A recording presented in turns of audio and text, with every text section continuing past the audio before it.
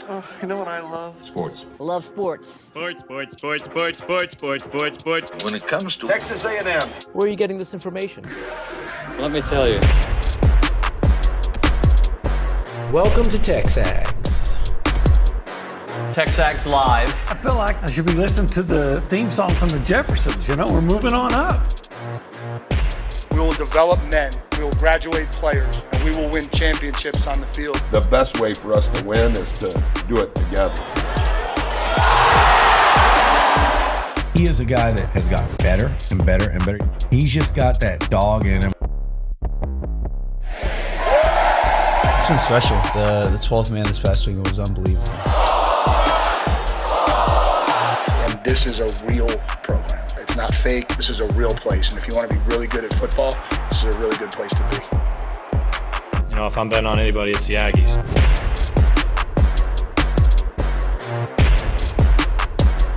Kenobi, Darth, you know what today is?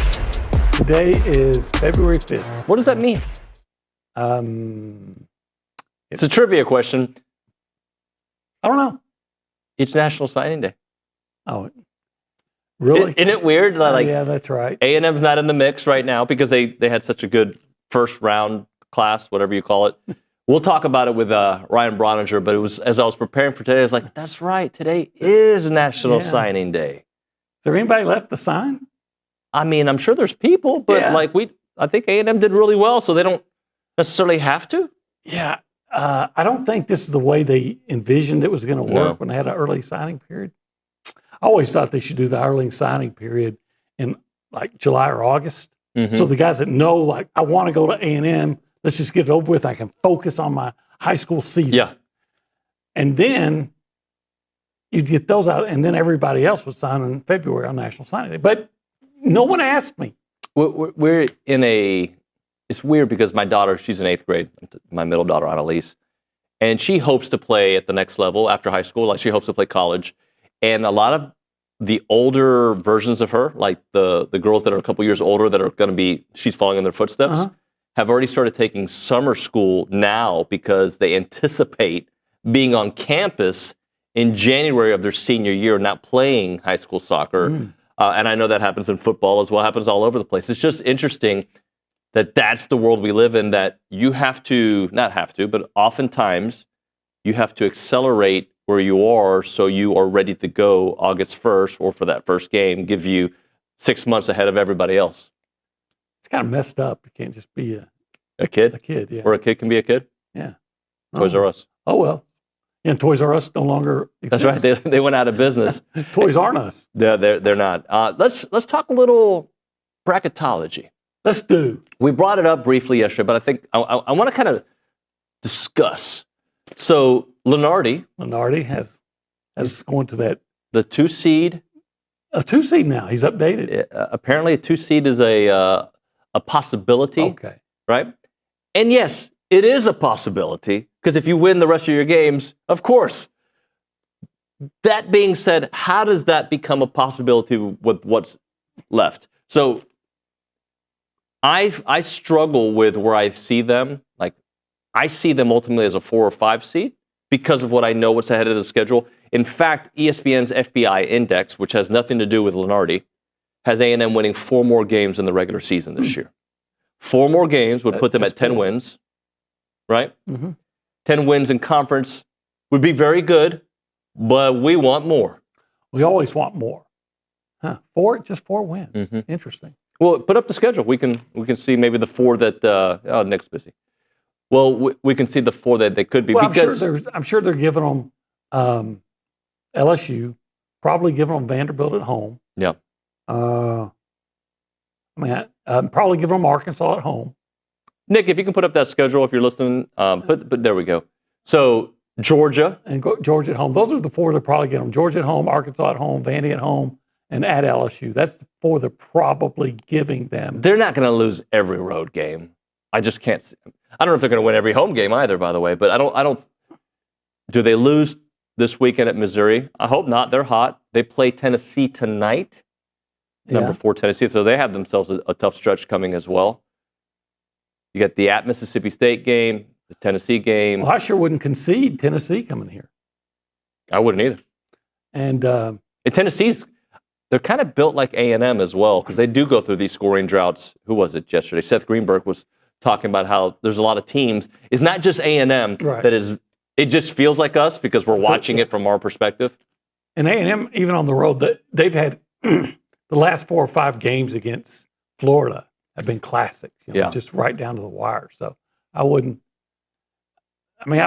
concede any game. I'm still going to pick A&M over Missouri, even on the road with Missouri playing well. Now, that Auburn game, I've seen A&M beat teams as good as Auburn at Reed Arena, like Alabama. For a 2 seed, if they do the exact same thing they did in the first 9 games of conference play, if they go 6-3, and of those 6, it includes a victory over an Auburn or a Tennessee, right? Yeah, that might work them into a 2 seed. You got to look see what everybody else is doing. Sure. Now, I was looking at it yesterday, and I think Lenardi had A&M as a 3 seed, advancing to play Northern Colorado, I think it was. I'll take them on. In that little piece of paradise known as Wichita, Kansas. Oh no! And I've already been. I want to try new places. And he had them that if they somehow got out of Wichita, then I think it said he had them advancing to San Francisco, so we can go, watch all the street people do the things that they do. Right. See them do the things that they do. Well, I'm going to tell you what they're going to need in order to get to that 2 or 3 seed line. All right, let's hear it. They need Zurich Phelps to kind of go back to shooting well. I'm looking at some of these numbers. Yeah, he's a volume shooter, that's for sure. Over the last 4 games, he's shooting 24%. And he's 2 for his last 12 from the 3-point line. Over his last 3 games, he's 7 of 31. Yeah, I want to see Oklahoma. I like that version. I want to see Oklahoma Zurich Phelps.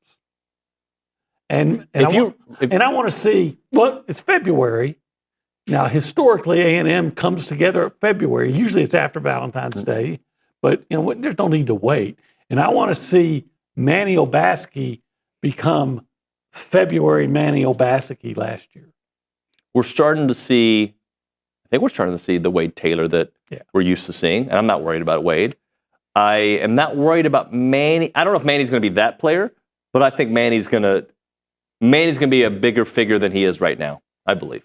And I just want to see Henry Coleman be who Henry Coleman has been recently. Mm-hmm. And I want to see Pharrell Payne just be who he's been all year. And Anderson Garcia be who you were last year.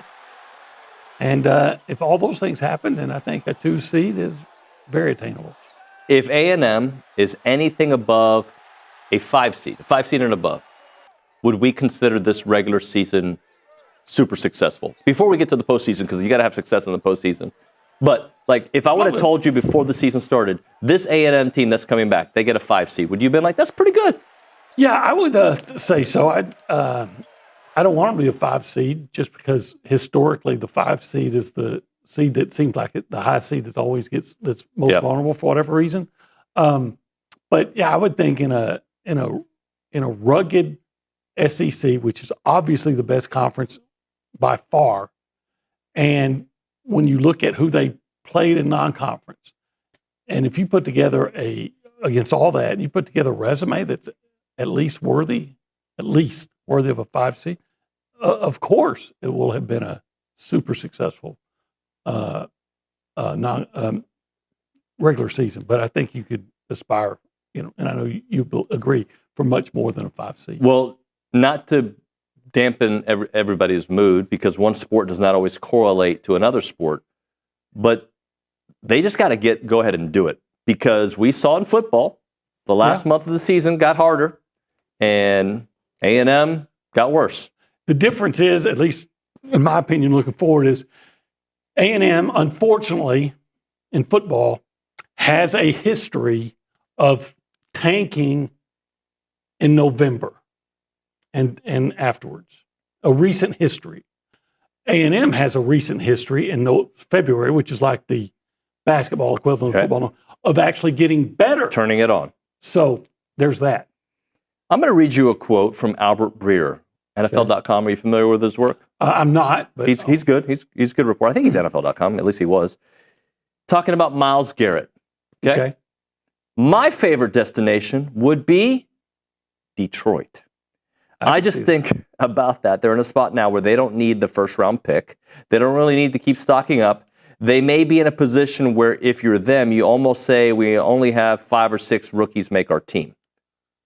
So, yeah, and then you put Myles on the right side, Aiden Hutchinson. and Aiden Hutchinson on the left side. And Dan Campbell?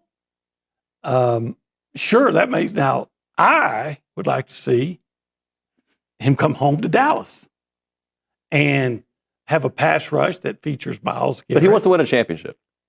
Well, you have Myles Garrett and Micah Parsons. Micah Parsons. So maybe you have such a good defense that can overcome, All right. your coaching. Let's say that happens. I think Shireen, when she said the Bills yesterday, that makes too much sense. It does make too much sense. But let's just say in that scenario. If I was the the Browns, of those 3 teams, Cowboys. I'd deal with the Cowboys because the draft picks? the potential draft picks are much higher. All right, but let's play that scenario for a second. Let's say they're able to make that deal. Just not that I've seen it as a real possibility, but let's just say, okay? And you get Dak, not the last 2 years Dak, and not necessarily almost league MVP Dak. I'm saying somewhere in the middle Dak. Okay. What kind of team do the Cowboys have in that loaded NFC East? They probably win. They probably go 10-7. Maybe Schottenheimer's going to surprise me, and he's going to make smart, intelligent decisions, which I don't think a coach has done that in Dallas in about 20 years. And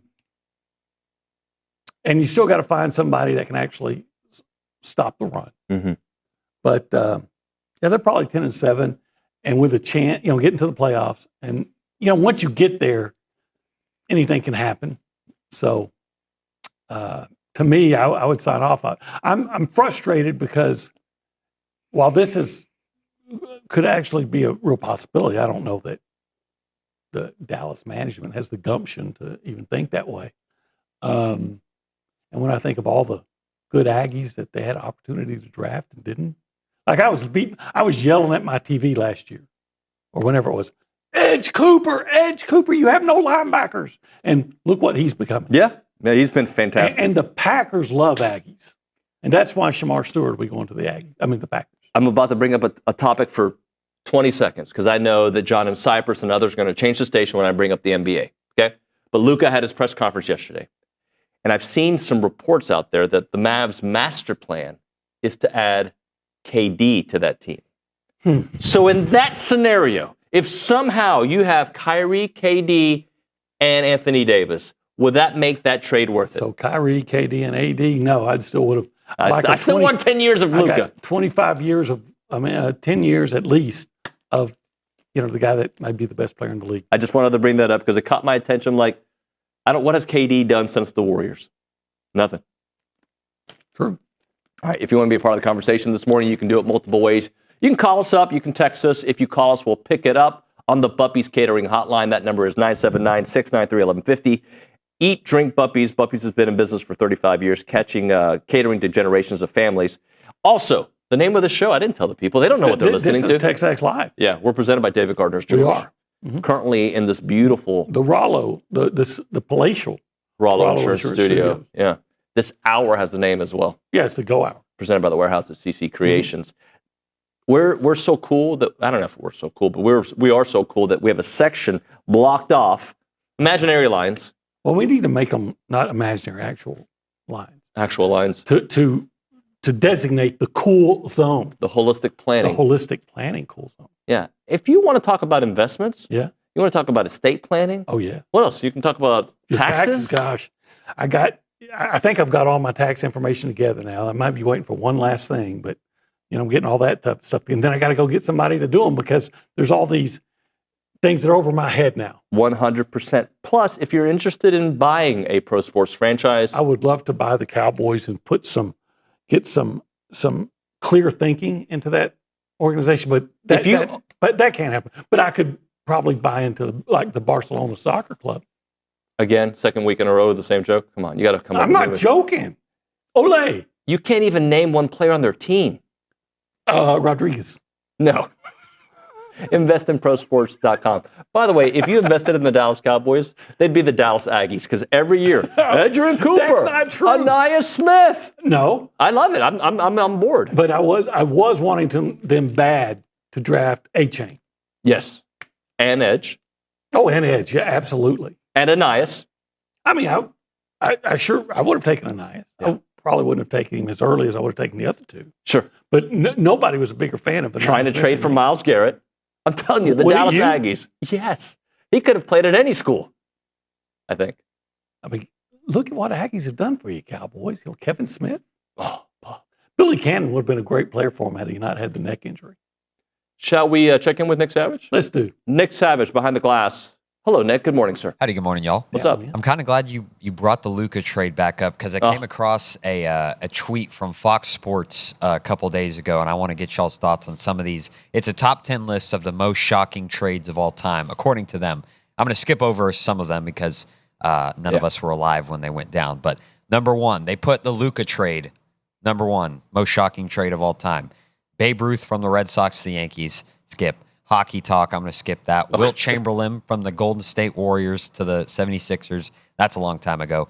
Here's one OB can talk about. You know, most of our listeners are from that generation. Well, It was the Philadelphia Warriors that Right. Wilt Chamberlain played for way back when. But moving on. Herschel Walker from the Cowboys Yep. to the Vikings. That happened in 1989. Yeah, it was. I remember the day. Yeah, I do too. And I didn't like it at the time, but I understood it because the Cowboys weren't good. Yeah. The Mavericks were good. So, okay, moving on. Kevin Garnett in 2007 from the Timberwolves to the Celtics. Remind me, does it say who was in that deal? No, it just has Garnett. I remember it was a traded. huge deal. Yeah.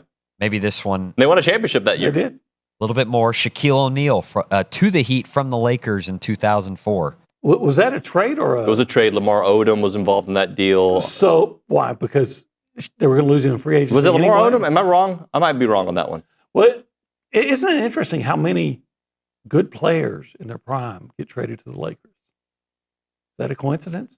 It's probably not on your list, Nick, but the one that I can remember that I just didn't get, and I thought there was a lot of things fishy about it, was when Pau Gasol went from Memphis to the Lakers. I remember Because that. the Lakers needed a big man that could score bad.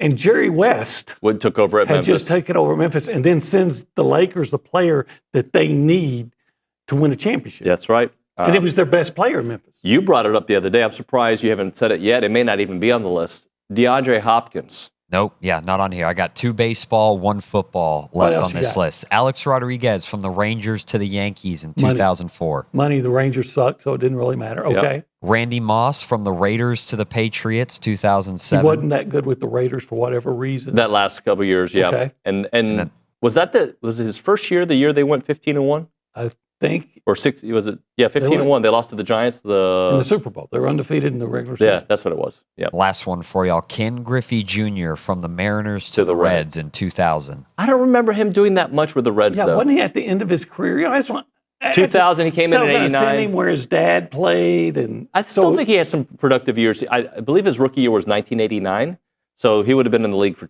11 years. I remember the old Branch. And he was Rickey 18, 19 when he came in. The old Branch Rickey line is get rid of it's better to get rid of a player a year too soon than a year too late. But Luka is only 25 and you're dumping him. So all those that he mentioned, I think you can look at it and understand it to a certain degree. Yeah. I can't understand the Luka one. The D-Hop trade by Bill O'Brien. Yeah, well, I understand that because You were was a just buffoon.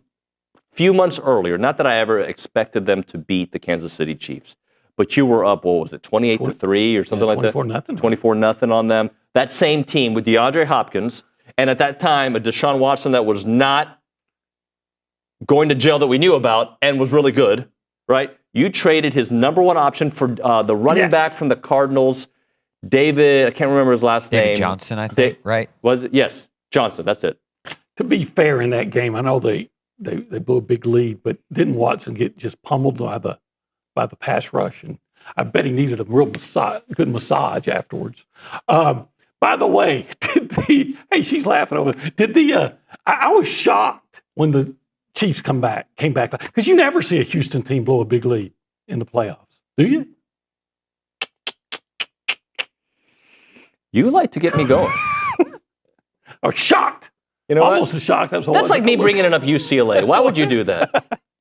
Oh, UCLA. We took that one both hard. Yeah.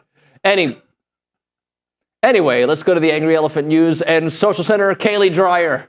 Hi, how are y'all? I'm well. I'm trying to come up with a nickname for you. Maybe the listeners can come up with a nickname. Oh. There we go. You know what? I learned something about her. What'd you learn? Before the show that I'm very impressed. What's that? How tough she is. She's very tough. What? She broke a foot of the toe and still is dancing despite her broken toe? It wasn't fully broken. You said it was fractured. Yeah. That's break. That's a break. And yet you continued to. She walked to work in the snow. Didn't stop her. She's tougher than Evan Stewart. So we have some Aggie softball news. Thank you for transitioning there. Hey now. They kick off the season tomorrow in the Aggie Classic with 5 teams coming to town. Those being Utah State, Purdue, Baylor, ACU, and Villanova. Baylor, I believe, the number 19 team in the country, already going to be tested to start off the season. Sounds like that's the private school invitational. And by the way, we're going to have Trisha Ford today here on TexAgs Live. I believe in studio. What a heck of a job she's done in a awesome. short period of time. Remind us what ranking they have? They have multiple different rankings, but all of them are below number 10. I'm going to go with the number 7 one. I like that one. All right, what else do you have for us, Kayla? So the last time the Aggies played Baylor was in 2023, where Emily Kennedy pitched a no-hitter. And this will be a great matchup for them to test their ranked opponent. Love Emily Kennedy. I do too. Great pitching staff. They're deep. They've added some pop. They're going to be in it. They're going to be in the mix. We expect them to have a really big year. Yeah. We'll come back to you a little bit later, Kaylee. We're way past a break. All right. So no funny business, no inviting people to a meeting, no breaking bread with your buddies or your enemies. It's just sometimes we got to look at food as fuel, right? Yeah. And OB, I know you're in this transformation challenge and you're trying to be the most fit version of you at this young age. And I'm telling you, 1.5 grams of protein per body weight. So you're going to go one place to get a lot of protein, and that place would be 1775. Why? Well, first of all, like you said, it's body fuel, but it's like high octane. It's like the most highest quality fuel you can get. Yeah. There's no ethanol in this. No. This is just. Remember Ivan Drago? Yeah. When he was, he was all. Break you. Yeah, he was all like tubed up, and they were like giving him the illegal stuff. He should have just gone. If gone to 1775. It's legal, by the way, and you're going to get all the same nutrients. Yeah, he would have looked at all that beautiful food, all that succulent brisket, and the sausage, and the pork ribs, and he would have looked at it and said, "I must eat you." I was trying not to make it a joke, and you made it a joke. It was great. It was good. I like it. I must eat you. If he dines, he dines. This is why I love you. It is 1775. They're open Thursday through Saturday, 11 a.m. until they're sold out. Online ordering turns off at 10 a.m., 8203 Raymond Stusser Parkway, College Station. Call them up, 979-492-6241, or go to 1775txbbq.com. Love it. It's Larapin.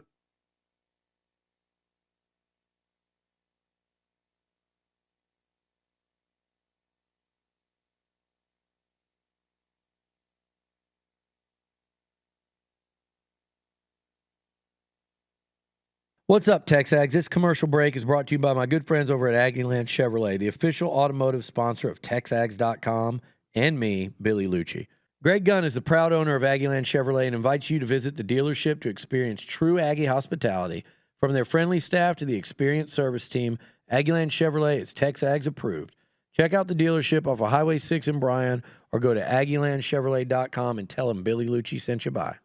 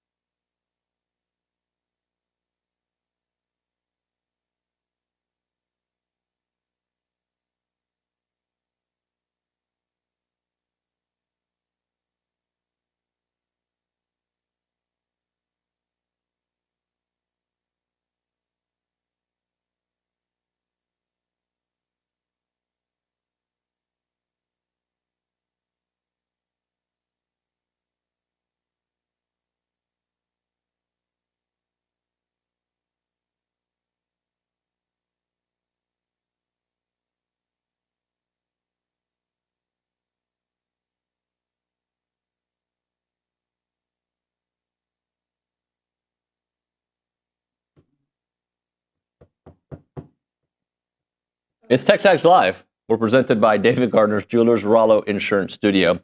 So, Go Hour, presented by the Warehouse at CC Creations. You were bringing up some Super Bowl chatter. Yeah, they were having that Super Bowl media day the other day where you can ask anything. That's become a joke. Yeah, it has. Jalen Hurts, who I like.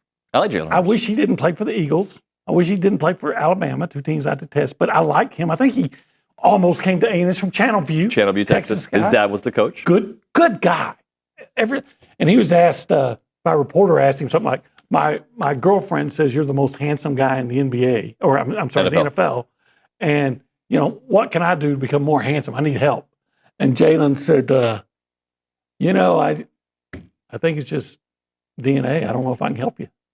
But I got to tell you that, now I was never in the Super Bowl, but I was a quarterback once. That means you had all the girls. And no one ever asked me You're the one? How to get handsome. But the quarterback always does well. Yeah. I grew up with some quarterbacks. I was like... Not when you're in the 7th grade.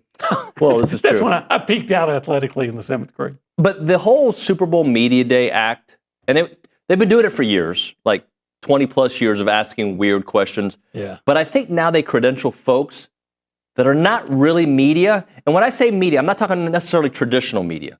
I'm talking like actually have if your following is being a troll, I don't know if you should be credentialed to a media day. I think it started when they had that MTV girl, Downtown Julie Brown, I think. Julie Brown. And she was always asked some kind of risque questions of the play. Yeah. But she was kind of hot, so the players kind of liked it and played along. So, Kaylee, did you look up some of the worst questions asked yesterday? I think somebody asked Patrick Mahomes about, who's your favorite referee that keeps giving you wins, something like that. Yeah, so I found the 5 worst questions asked ever. Ever. But yesterday I saw something that someone asked Travis Kelce about Taylor Swift. And what does he love more, right? Yeah. Does he love scoring a touch? 15-yard roughing the passer penalty or Taylor Swift? And he was just said, next question. That's just, yeah. Don't troll. I'm going to for instance. What's more gratifying, scoring in the Super Bowl or scoring with Taylor Swift? You have asked questions that could be considered trolling for news purposes. And I don't think they were trolling, but I think it was Nick Saban about the whole Jimbo thing. That was actual journalism, right? Yeah. That is different than trying to rile up a bunch of true. Trolling, sophomore behavior. Right, because what I was asking Saban that day was in response to something he had actually said. Right.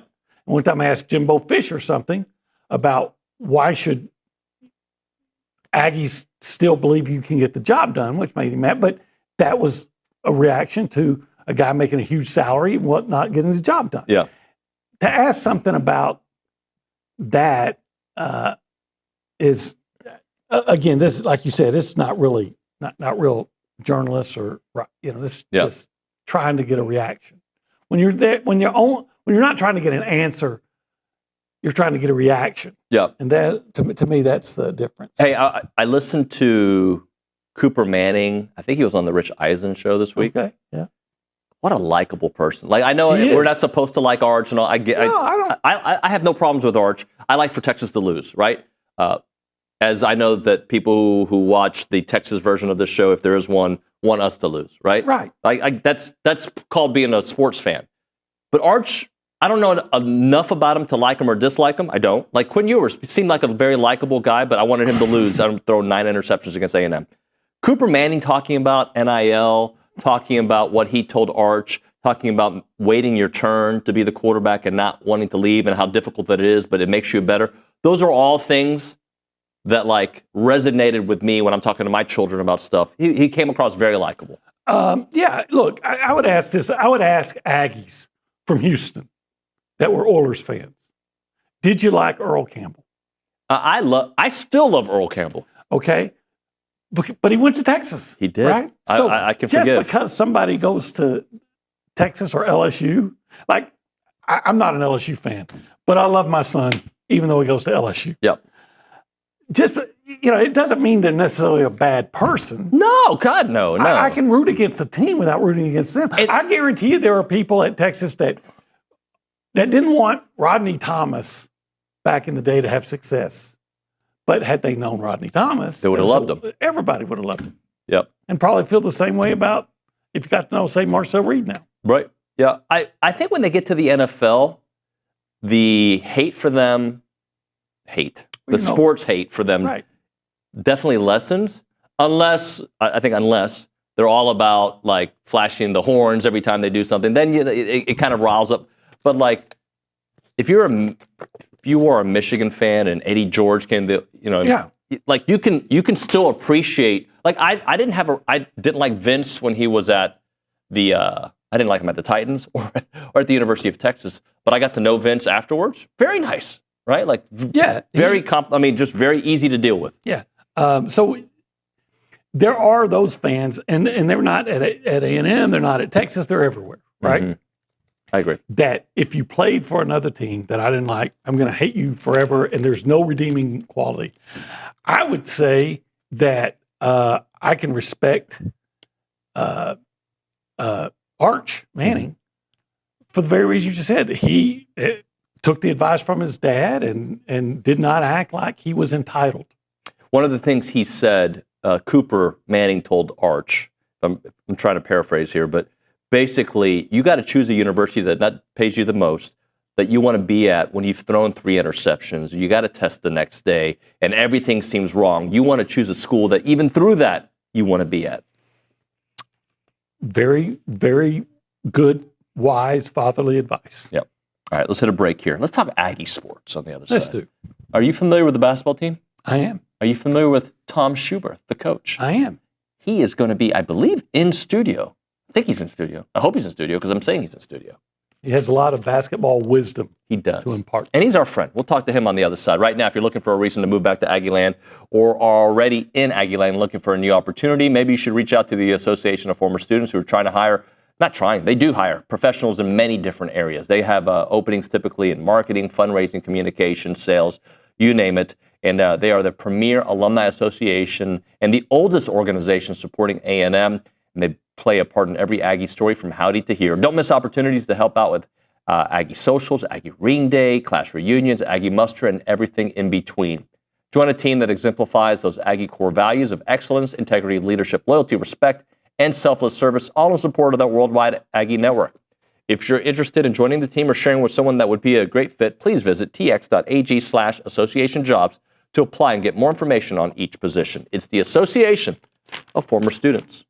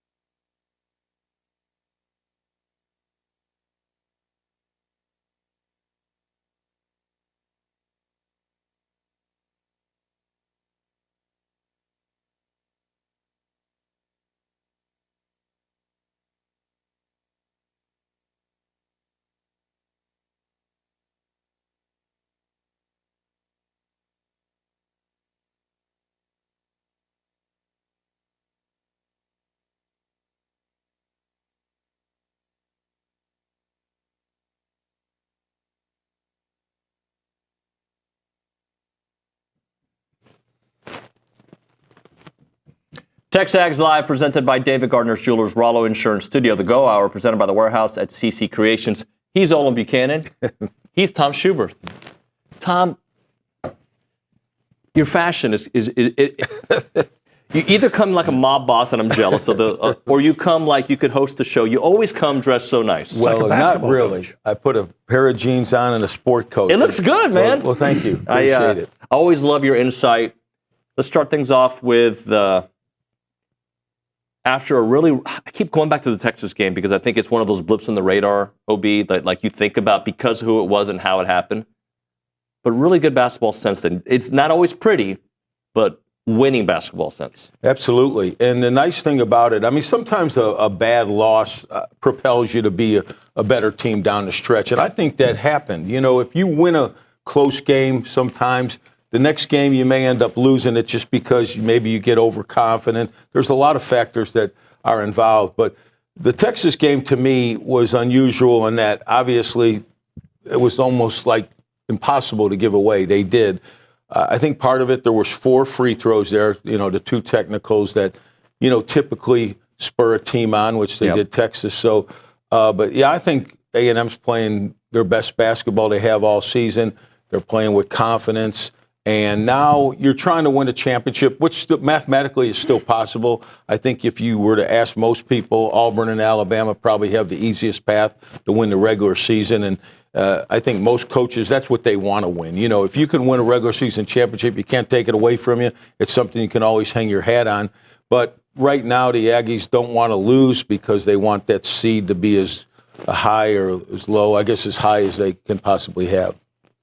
What would you project is the most likely seeding that A&M's going to get? Well, I've been looking at it out of curiosity, and, you know, I don't really like those things. And I don't think the coaches are that big on it either this early, you know, because so much can happen.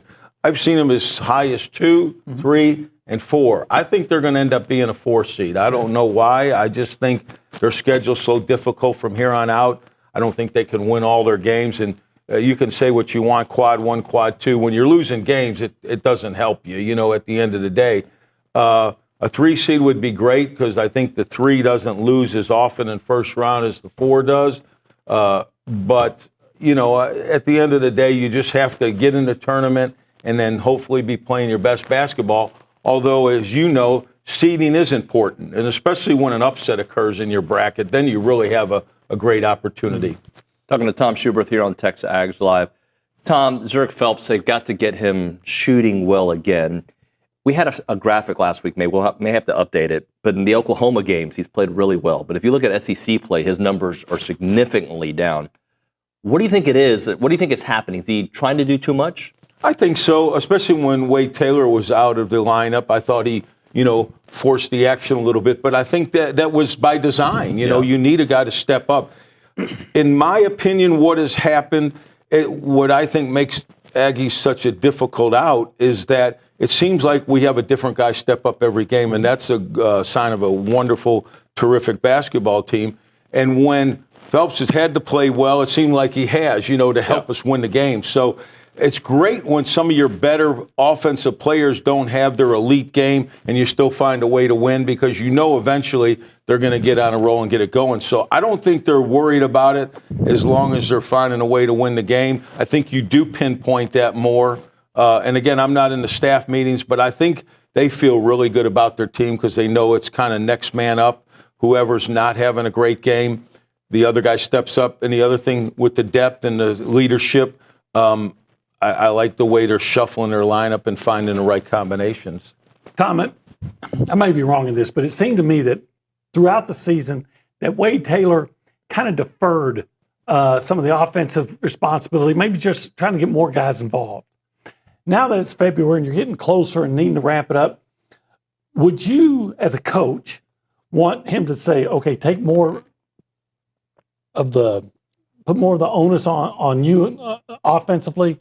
Or would you say, hey, you know what, it's been working what we're doing, just try to maintain, you know, the status quo? Well, I think behind the scenes, if I was the coach of Wade Taylor, I'd tell him just what you said, kind of be a little more aggressive. At the same time, as we talked about, David, I think one of the great things Buzz Williams does, he gives his players total confidence. And I think that's a rare thing to do because with that, you get a lot of aggressive mistakes that we used to talk about, the bad shot selection and all of that. Which seems to be a little bit better recently. It really does. And I think maybe it's, again, the coach can only do so much. The players have to go out there and execute. But I think maybe they relax a little bit and understand, you know what, I don't need to take this shot right now.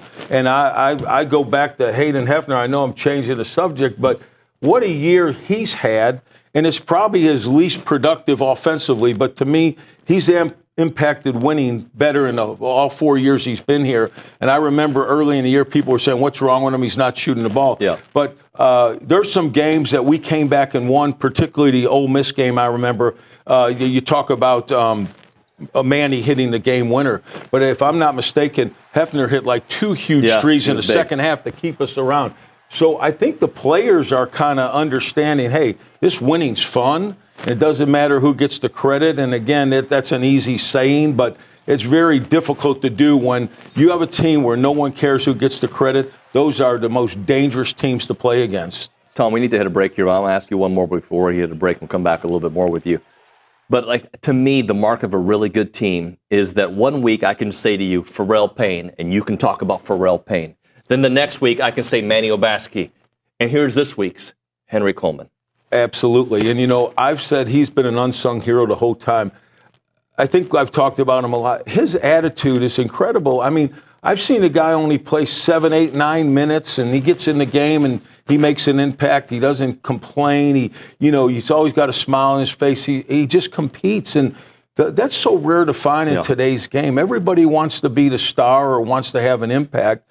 And when you could find a team where you have really 10 guys, probably the bench guys that don't get to play are that way, they're helping. But that's a great basketball team right there. Yeah, let's hit a break. We'll come back with one more short segment with Tom Schuberth. Right now, the difference is real with Rollo Insurance. They're an independent insurance company built around educating you and exactly what you're paying for, doing the shopping for you so that you can accomplish your insurance goals. They can write any form of insurance, and they've got 60 offices in the great state of Texas. But the best thing is their headquarters is right here on Highway 6. You drive by, you see the big sign, and you see Jason and Jackson and the whole crew all around town. They are incredible. And if you have a plan, or if you have a goal and you don't have a plan, then you're not going to reach it, right? You need a plan, and that's what they're there for you. Call your own personal insurance agent by going to rolloinsurance.com/TexAgs and initiate that conversation. You'll get yourself a personal agent. You can call them up, 888-44-ROLLO, or go to rolloinsurance.com/TexAgs.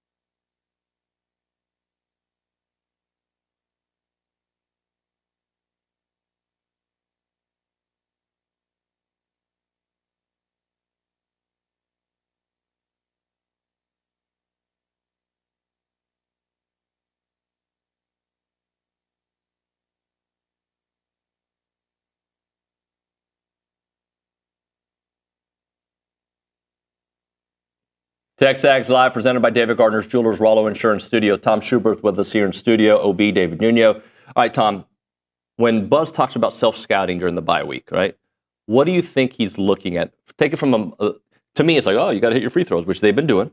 You got to hit your shots. But what is a coach doing when you look at A&M? How do you self-scout what do you think they're working on? Well, maybe what you just mentioned earlier, consistency, and trying to find a way to make sure the guys are performing at their best level each game. But that's so difficult to do. And again, I know defenses are designed to disrupt the other team's offense. So, when you're really focusing on being good at what you do, the other team's trying to take that away. So I think it kind of works itself out in the process of the ball game. But the great teams, in my opinion, self-scout more than they scout the other opponent. But I have to tell you, I've never seen Texas A&M in the years I've been coming since Coach Williams has been here, where they haven't been prepared. They do a great job of scouting. I think and I've been on staffs where I think you've over-scout. In other words, you worry so much about the opponent that you're not continuing to do the things you do really well yourself. I don't think A&M does that, but I know they do a great job because they're so big on analytics. They're going to really look into that. We talked about free throws. Everybody can improve their free throw shooting, but I think they've, again, made timely free throws. There might have been one game this year where they missed a couple key ones, but that's something you can always improve on, but I don't think they're back in the gym shooting more than they normally shoot. They missed a couple key ones against South Carolina. That was Wade, who never does. Correct. I remember I was telling Obi coming back from one of the games I was doing, I didn't have a chance to watch it, but I listened. Never was in fear that A&M was going to lose that game, but when Wade Taylor stepped up there and missed 2 in a row, I'm like, holy cow. But at the same time, it wasn't like they were only up 1. They still had a double-digit lead, not double-digit, at least a couple possessions. Yes, yeah. sir. So, I think when they need to make them, they do. And part of it, too, is, a little bit of, timing and luck comes into play, and that's what makes this game so fun. Just when you count a team out, particularly the Aggies, they come back and win. And then we've had, like I said, the Texas game, which is really the only one where we thought it had it won and they lost it. But I think that's going to make them a better ball club down the stretch. I'm looking forward to the games coming up. Okay, under Buzz Williams, Texas A&M has had a tendency to go on a run in February, get better. Can this team get better? They're playing so well anyway, and if they can, how much better, and what would they have to do? Wow, what a question. With having all the experience and the seniors, I think they're playing about as well as they can. So I agree with you, OB. Certainly you want to fine-tune things, but the biggest thing I think is getting your guys to believe in themselves. As a coach, you look at your team as a whole. As players, you can say what you want, but most of them look at as an individual.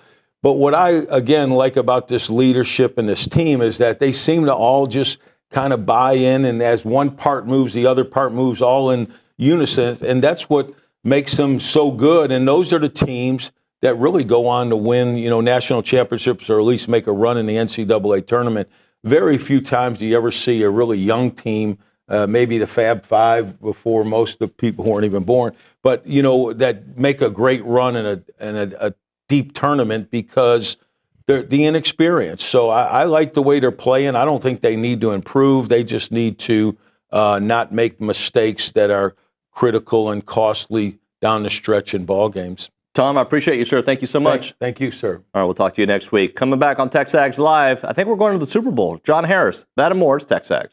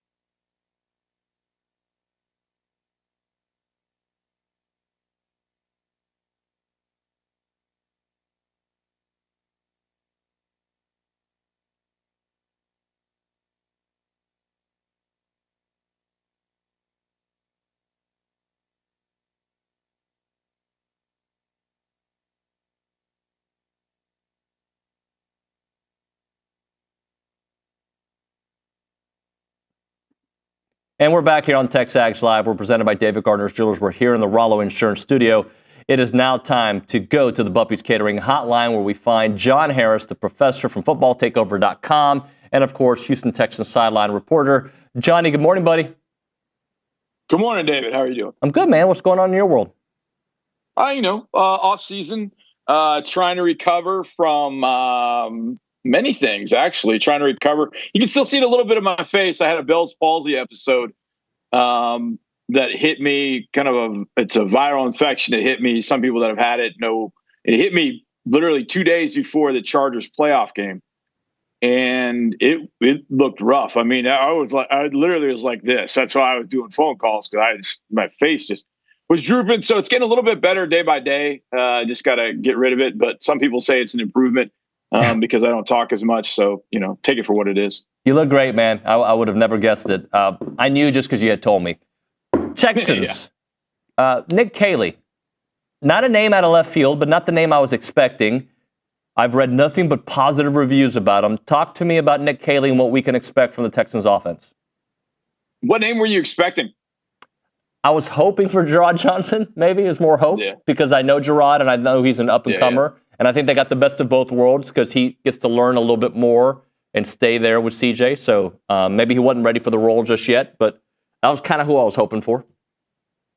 Yeah, I would have liked that too. I mean, I love Gerard. I mean, Gerard's just, he's everything you want a coach to be. I think he's everything that CJ Stroud wants a quarterback coach to be. They have a connection going back to the Elite 11 days. In fact, there was Gerard's team at Elite 11 where CJ started as the fourth of four quarterbacks. I mean, Bryce Young was on that team. The quarterback from Notre Dame was moved around a bunch. I can't remember his name. He was the second quarterback. And then there was a fourth quarterback, and that was CJ Stroud. He barely made it, but by the end of the camp, CJ was the number one quarterback, not on Gerard's team, but just on the entire camp. He was MVP of the camp. And the relationship started there. And I think that's been hugely important for CJ the first couple of years to have Gerard there. Now, as it pertains to Nick Caley, everything that I have heard and read about Nick makes it like it feels good. I mean, he's got Patriots experience. And so that's where Nick Caserio got to see him and know him and all that kind of stuff. But then he's also got some McVay experience the last couple of years being with the LA Rams as passing game coordinators past year. So I feel like he's got a little bit of everything. And everything you read is that this guy is all ball. And I feel about guys like that, man. It's all ball. It's not about clout. It's not about what you're wearing on Instagram. It's not about your fit. It's like, what does the offense look like? And let's go make sure it works well. So Gerard hopefully will stay as quarterback's coach. Cole Popovich got moved up to be the head offensive line coach or the lead offensive line coach, whereas last year was assistant line coach. And Pop and Nick have a connection because they were with the Patriots for a number of years. So I think there are changes, obviously, that could happen on this offense, whether it's coaching staff or otherwise. But I've always felt good about the coaching staff. I mean, Bobby had a tough time this past year. And for a multitude of reasons, but Bobby is a heck of a football coach. So hopefully this is going to be an upgrade offensively. I think the biggest thing, and this is, we kind of had a text thread through our Texas radio crew, Mark and Andre and Robert Hensley and myself, and they were kind of talking about it. And after a while, I finally just said, look, here's the deal. It's all about Seven. Seven has to buy in 100%. He has to handle protections. He has to handle checks at the line. He's got to handle all of it. It's no longer looking to other people to be the leaders on this team. He has to be that leader. He has to put them on his back. And he's done it on the field, no doubt. But I think there were times you could hear D'Amico Ryans in post-game press conferences. I challenged CJ to be a leader this week. I really challenged, and he responded. But now it's more than that. Now it's third year. Now it's you're the face of this franchise. With all the stars that are in this building now, you are the face. You have the pressure. It's going to go as you go. And I think where Nick Caley and he now have to work together to make sure, are we on the same page with protection? How does our run game improve? And I mean that from a standpoint of Joe went over 1,000 yards, but Joe got that on his own, basically. I would say Joe got 60 to 65% of that on his own. There would be a duo play blocked over here, and he'd ride the wave all the way out to the left side. So there's just got to be more cohesion. They got to be on the same page. They got to protect CJ. But to me, that comes back to number 7. He's got to be that guy that does everything for this offense. Whether the offensive line is giving them protection or not, he's got to rise above that. And now he's got an offensive coordinator, which, there have been some stories that have been out there in the blogosphere that I know are true, that it was not maybe the greatest relationship between Bobby and CJ. So, okay, fix it. Here's Nick Caley. The quarterback coach you like, Gerard Johnson's still here. The pressure is now on CJ to make that all work, because if it doesn't happen in year 3, if he has another year like year 2, then all of a sudden you call into question like, all right, are we going to give this guy that massive contract that everybody thought he was going to get after a rookie year? We still believe in this guy? I think everybody in this building believes in him, but now it's got to be taken to a different level. And I think that is all on him. That's all on CJ to be able to do that in year 3. Isn't that amazing, Johnny, that a year ago we're talking about CJ being one of the top quarterbacks in the league as a rookie, and now the conversation is, hey, we still believe in him, but this year is going to be very instrumental. And I'm looking at his numbers, almost 4,000 yards passing, 20 touchdowns, 12 interceptions, still solid numbers. And I think what it says is that we have so many good quarterbacks in the NFL right now, as opposed to a few years back where there was, your dominant 3, 4, 5 guys. Now that list, like, you could throw for a lot of yards and have very little interceptions and still not be the guy, because there's so many others that are that guy. Jaden Daniels this year, like, he's a name that keeps popping up. Yeah.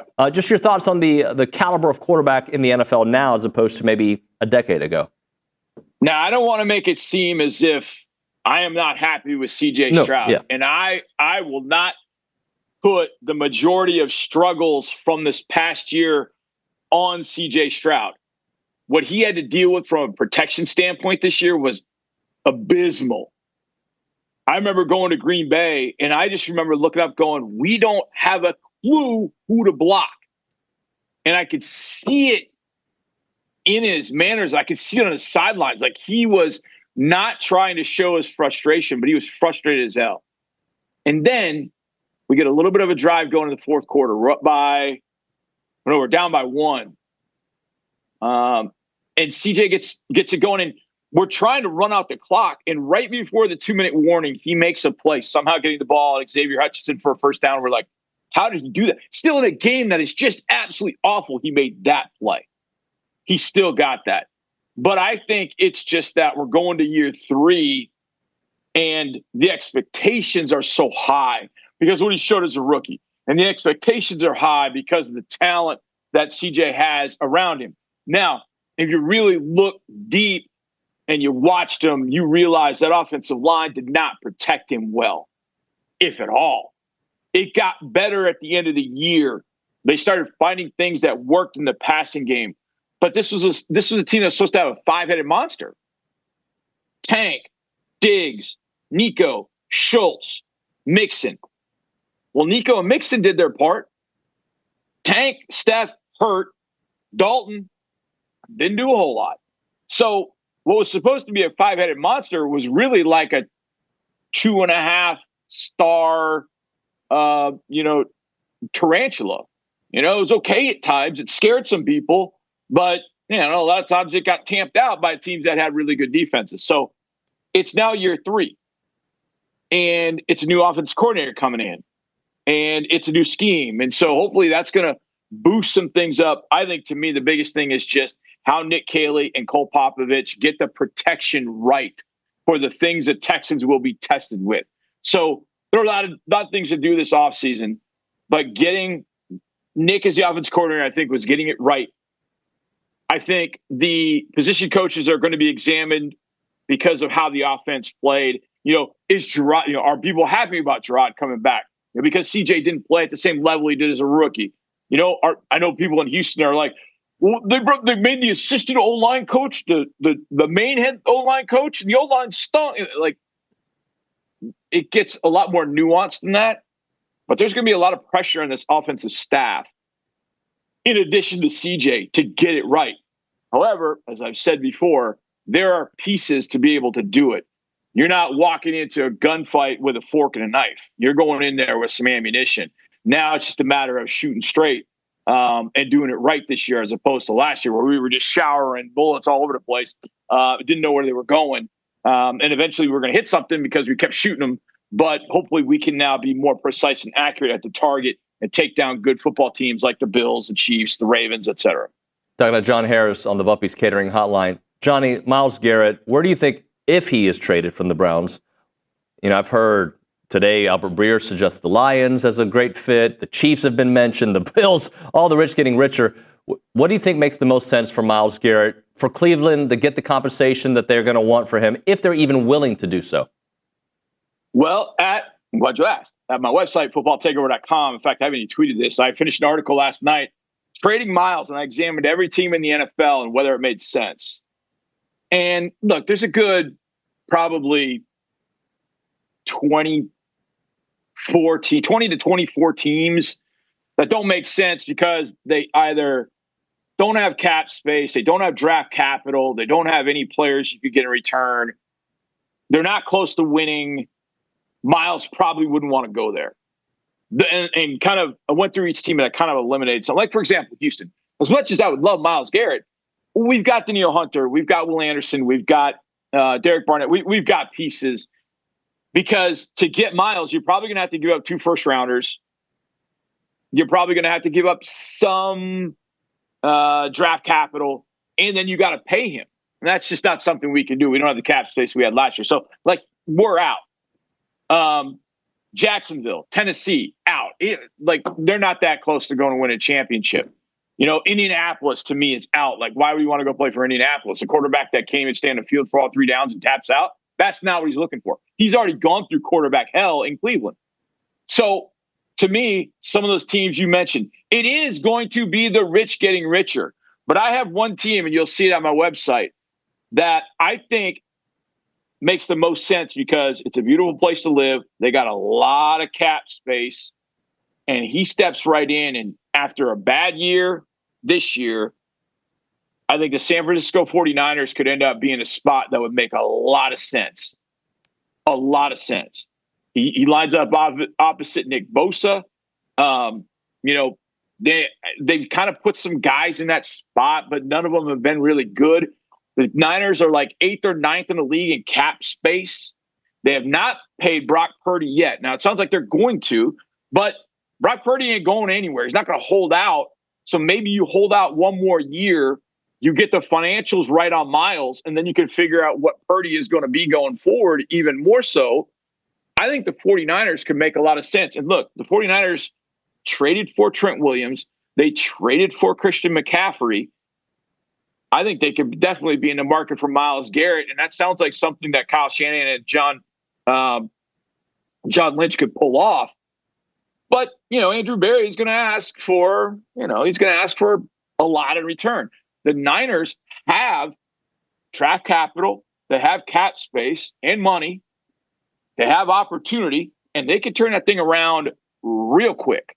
And you put Myles Garrett on the 49ers, that would get all kinds of fun. So that, to me, is the team that made the most sense. Now, Buffalo makes sense. They've got extra draft capital. They could do some things. Kansas City, if Andrew Berry trades Myles Garrett to Kansas City, I'm sending Andrew Berry to the worst football hell ever. No. So it's going to be a who blinks first sort of thing. But Myles has made it public. So now he's got to live with it. He's got to live with whatever happens. And if Andrew Berry says no, he's not going to do it, well, then Myles Garrett has to get to some agreement in his mind that, or some spot in his mind that, you know what? Okay, Cleveland's done these things in the offseason. I don't know if that's going to satiate him or not. I've heard the Cowboys. Man, I wouldn't want to go to the Cowboys. No offense to Cowboys fans. and Cowboys fans probably know this, I wouldn't want to go back to the Cowboys. It's a mess right now. Really. I mean, Jerry and the things Jerry has said lately, and I like Jerry. I really do. I will never talk bad about Jerry because of what he did for us for Hurricane Harvey back in 2017. But right now, I don't like the way he's built that team. I don't like the way who he's hired. I don't think Brian Schottenheimer is a very good football coach. But, I mean, Miles coming back home, I mean, be great. But you'd probably have to give up Micah Parsons. Probably, I would think in a trade, or if I'm Cleveland, I ask for Parsons. Because now you're going to have to, if you're the Cowboys, you don't want to have to pay Parsons and pay Garrett. Because then you've already paid Dak. So how in the hell do you fit all that under a salary cap? So, I don't know. I think it gets kind of tricky in Dallas. But to me, the 49ers make a lot of sense for a number of reasons. Johnny, I got 2 minutes left. Let me ask you a Super Bowl question. So my gut says Philadelphia is going to win this game. And then I'm like, wait a second. Patrick Mahomes wins these games. This is what he does, right? And even though Kansas City has benefited from many things, we'll say, my gut is telling me Philadelphia, but I'm fighting this internal struggle because everything points to the Chiefs doing what the Chiefs do. I think a great example of what you're talking about, David, it stands out to me, was in the last Eagles-Chiefs Super Bowl. The Eagles, trying to remember, I think they were up 7, maybe 10. I think they were up 7. They had the ball, and I think it was probably about the 35, 40-yard line, but they got the ball. They'd stopped the Chiefs, got the ball, and Jalen Hurts ran the football. Nick Bolton knocked it out, popped up, Bolton picked it up, ran to the house for a touchdown. And you're like, okay, now the Chiefs are within 3, or it's tied. I can't remember what it was. And you just sit there and go, those are the plays you cannot make. It doesn't mean that you have to, be really conservative with everything, but you have to play as an opponent, maybe not the perfect 85 Villanova versus Georgetown game, but you got to be pretty damn close. That can't fly. You can't give them a touchdown. You can't give them great field position on a kickoff to start the game. You can't give them anything. If you make them work 8 to 10 play drives every time, you hit some explosives, and then you don't make that penalty. You don't drop an interception. You don't get off the field when you could have gotten a fumble. That's where they kill you. They keep you close just enough so that at one point they can stab you, and you're like, you got to keep your distance. You got to be like Muhammad Ali. You got to dance and then pa-pa, and then you got to win the end of a round, i.e. you got to win that middle 8, the end of the second on the beginning of the third. You've got to be Muhammad Ali and dance, and then strike, dance, and strike. I mean, it's got to be like a boxing metaphor. That's what it's got to be, and they have to be Muhammad Ali. And Muhammad Ali, I always loved as a boxer because he just didn't dance. He knew exactly when to strike, and he didn't make mistakes. And that's what Philly has to do this weekend to win this game. Johnny Harris on the Buppy's Catering Hotline. John, thanks so much, man. We'll make sure we check out the article on Miles and some of the destinations. Thank you for everything, brother. You got it, brother. I also put up my first mock draft, too, at Football Takeover. So go check it out, footballtakeover.com. Appreciate you, brother. Love you, man. Love you, bro. That's John Harris here on the Buppy's Catering Hotline. We'll hit a break. We'll come back with Coach Henry. Chit-chat a little track and field after that. Trisha Ford. Looking forward to talking about Aggie softball. They get started on Thursday, 2 games Thursday, 1 game Friday. Looking forward to that. And then the 10 o'clock hour with Ryan Brauninger doing Recruiting Country and Pounding the Rock. Luke and Tap. All right, so right now we're talking Bird Dog. They're an Aggie-owned and operated company creating access to hunting opportunities.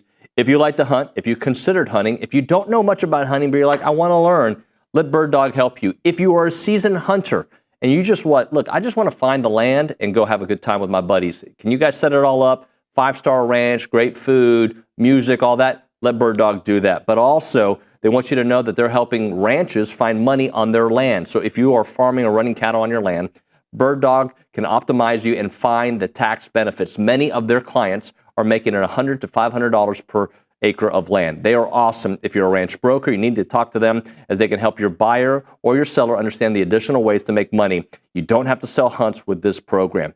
Easy website, birddogit.com. That is birddogit.com. Check it out.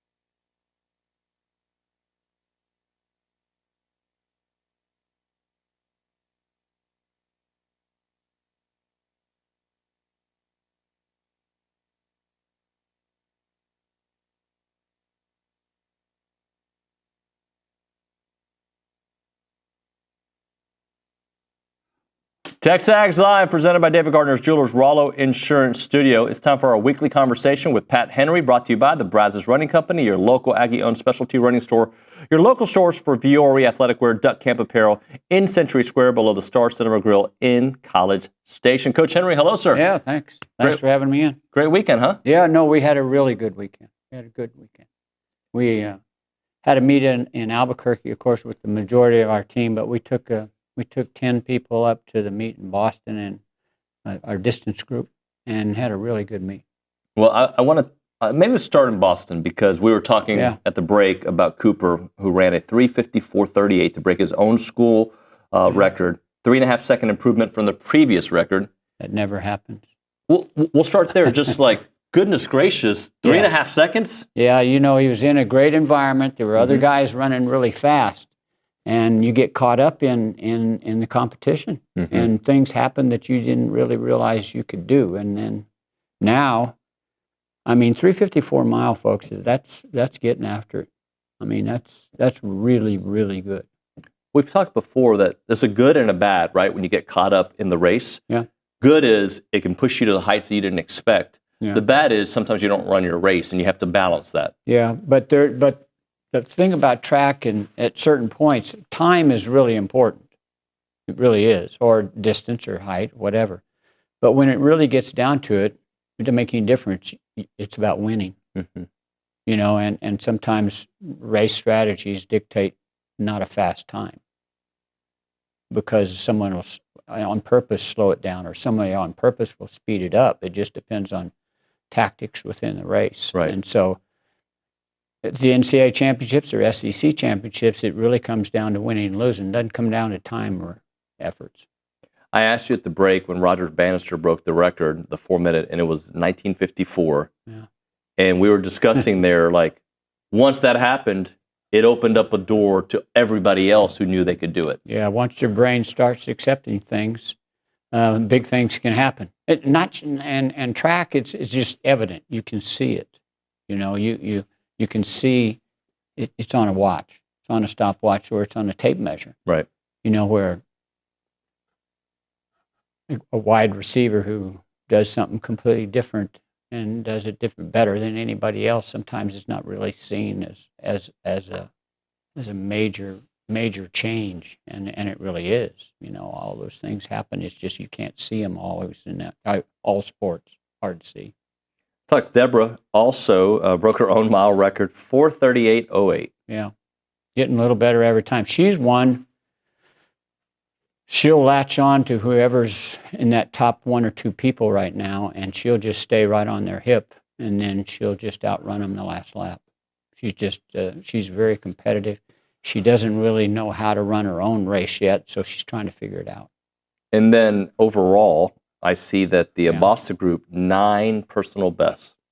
Yeah, and if you can do that, it's worth going.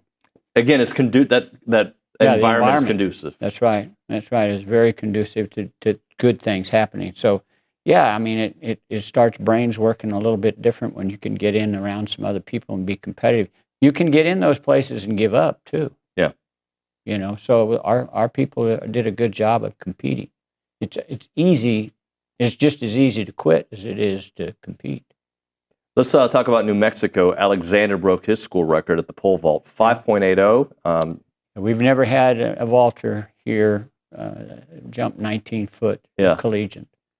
It's one of the better jumps ever. And he's the next bar. He almost made 19.4. So it's coming. Yeah, it's really coming for him. Sasha's doing a great job, and Jaya Covington ran 8 flat in the short hurdles. That's as fast as we've ever had anybody run as well. So that meet with the 2 distance runners. The one that you didn't see too is we had a young lady named Winnie B. Winnie B. She jumped 45 foot 8 inches in the triple jump, and that's one of the better triple jumps we've ever had here as well. So, and she won. It wasn't a school record, but we had 12 other people win events. So we had a great meet all the way around. Jaya, 8 seconds, converts to the second fastest time in school history. Right. the NCAA, for some reason, has an altitude adjustment. Mm-hmm. And so it's an arbitrary number. There's no data on it. There's no anything. They just choose it. Yeah. And they add .02 onto her time, so it's 8:02. So it's not the school record. There shouldn't be an altitude adjustment, in my opinion. The rest of the world doesn't accept it. Nobody has an altitude adjustment in track anywhere in the world, except the NCAA. And in their wisdom, they have decided that Albuquerque is at altitude. Of course, Albuquerque is mile high, just like Denver. But even Lubbock. Yeah. Lubbock is, 3,000 feet, I think. And there's an altitude adjustment at Lubbock, which shouldn't have it. This is a compliment. How does this program continue to maintain its place year after year? We have legends, people who are just professional wizards moving on, and yet it feels like this program is in the same spot every year with a chance. The rankings are high, always in the hunt for the SEC, which means you're always in a hunt for a national championship. Well, we've been fortunate over the years that I want to be in the mix. We want to be in the mix. We recruit. We recruit what we feel are people that can be great. Mm-hmm. People who have a mentality of not just being a part of. They want to be the best there is, and that's a mentality. You got to, and in the recruiting process, you got to figure that out. Is this that kind of person? We've been fortunate enough over the years to be able to find those kinds of people. But as a team, we want to get in the mix. If we're in the mix, we have a chance to win, and that's what we're trying to do. This weekend, the Charlie Thomas Invitational 2-day meet and the first multis of the season for Texas A&M. Yeah, we have the heptathletes and pentathletes are starting to compete now, and we have the first day is on Friday, and they finish up on Saturday during the regular competition. But we have a good group of people here this weekend. We've got Baylor's here, Houston's here, Mississippi State's here, and then we got about 10 other schools. So it's a good competitive meet. The following week we go to Clemson, and then it gets down to the end of February, and then we're at the SEC championship. So the indoor season goes very quickly, and next couple meets have got to be very productive. And if you come out to the Charlie Thomas Invitational, you might see some PRs. Yep, and it's just fun. It's a fun building to go in and watch competition, and you're as close as this camera is to the competition. Yeah. I mean, that's how close you can be to somebody jumping high or jumping far, or running fast. So it's an environment that's fun to be there. It's not like you're way away from something and watching. You're up close, and so you can see that athletic performance. And people have a good time. Some people don't think they're track people come in the building. All of a sudden, they kind of enjoy track. Yeah. But you got to take a chance to come in the building. But we had great crowds. We've had good crowds, and so I'm pleased with the way things are going. Coach Henry, thank you. Yeah, appreciate you guys. Appreciate it. Come watch the track meet this weekend. Take a chance. Yeah, and also check out the Brazos Running Company, your local Aggie-owned specialty running store. You can find Brooks on Hoka, located at Century Square. Coach Henry, thanks as always. Thank you, guys. Appreciate it. We'll hit a break. We'll come back. Trisha Ford will be in studio right now. A moment for Caldwell Country Chevrolet, Highway 21 in Caldwell. Online, CaldwellCountryChevrolet.com. A great selection of commercial vehicles with service body trucks, flatbed trucks, several medium-duty trucks for those heavier jobs. And beyond that, they're stocking up on new vehicles for a wide selection of vehicles. You can take a short drive to save some money on with no dealer add-ins, plus free oil changes on every new or pre-owned vehicle from Caldwell Country Chevrolet. They're also now a business elite dealer. They can help get vehicles for all your small business needs and your commercial needs. Make sure you reach out to them. It's about a 15-minute drive, the edge of Bryan to the beginnings of Caldwell. Short conversation away, but you'll see the difference when you step on the lot and do business with the great people at Caldwell Country Chevrolet. Highway 21 in Caldwell. Online, CaldwellCountryChevrolet.com.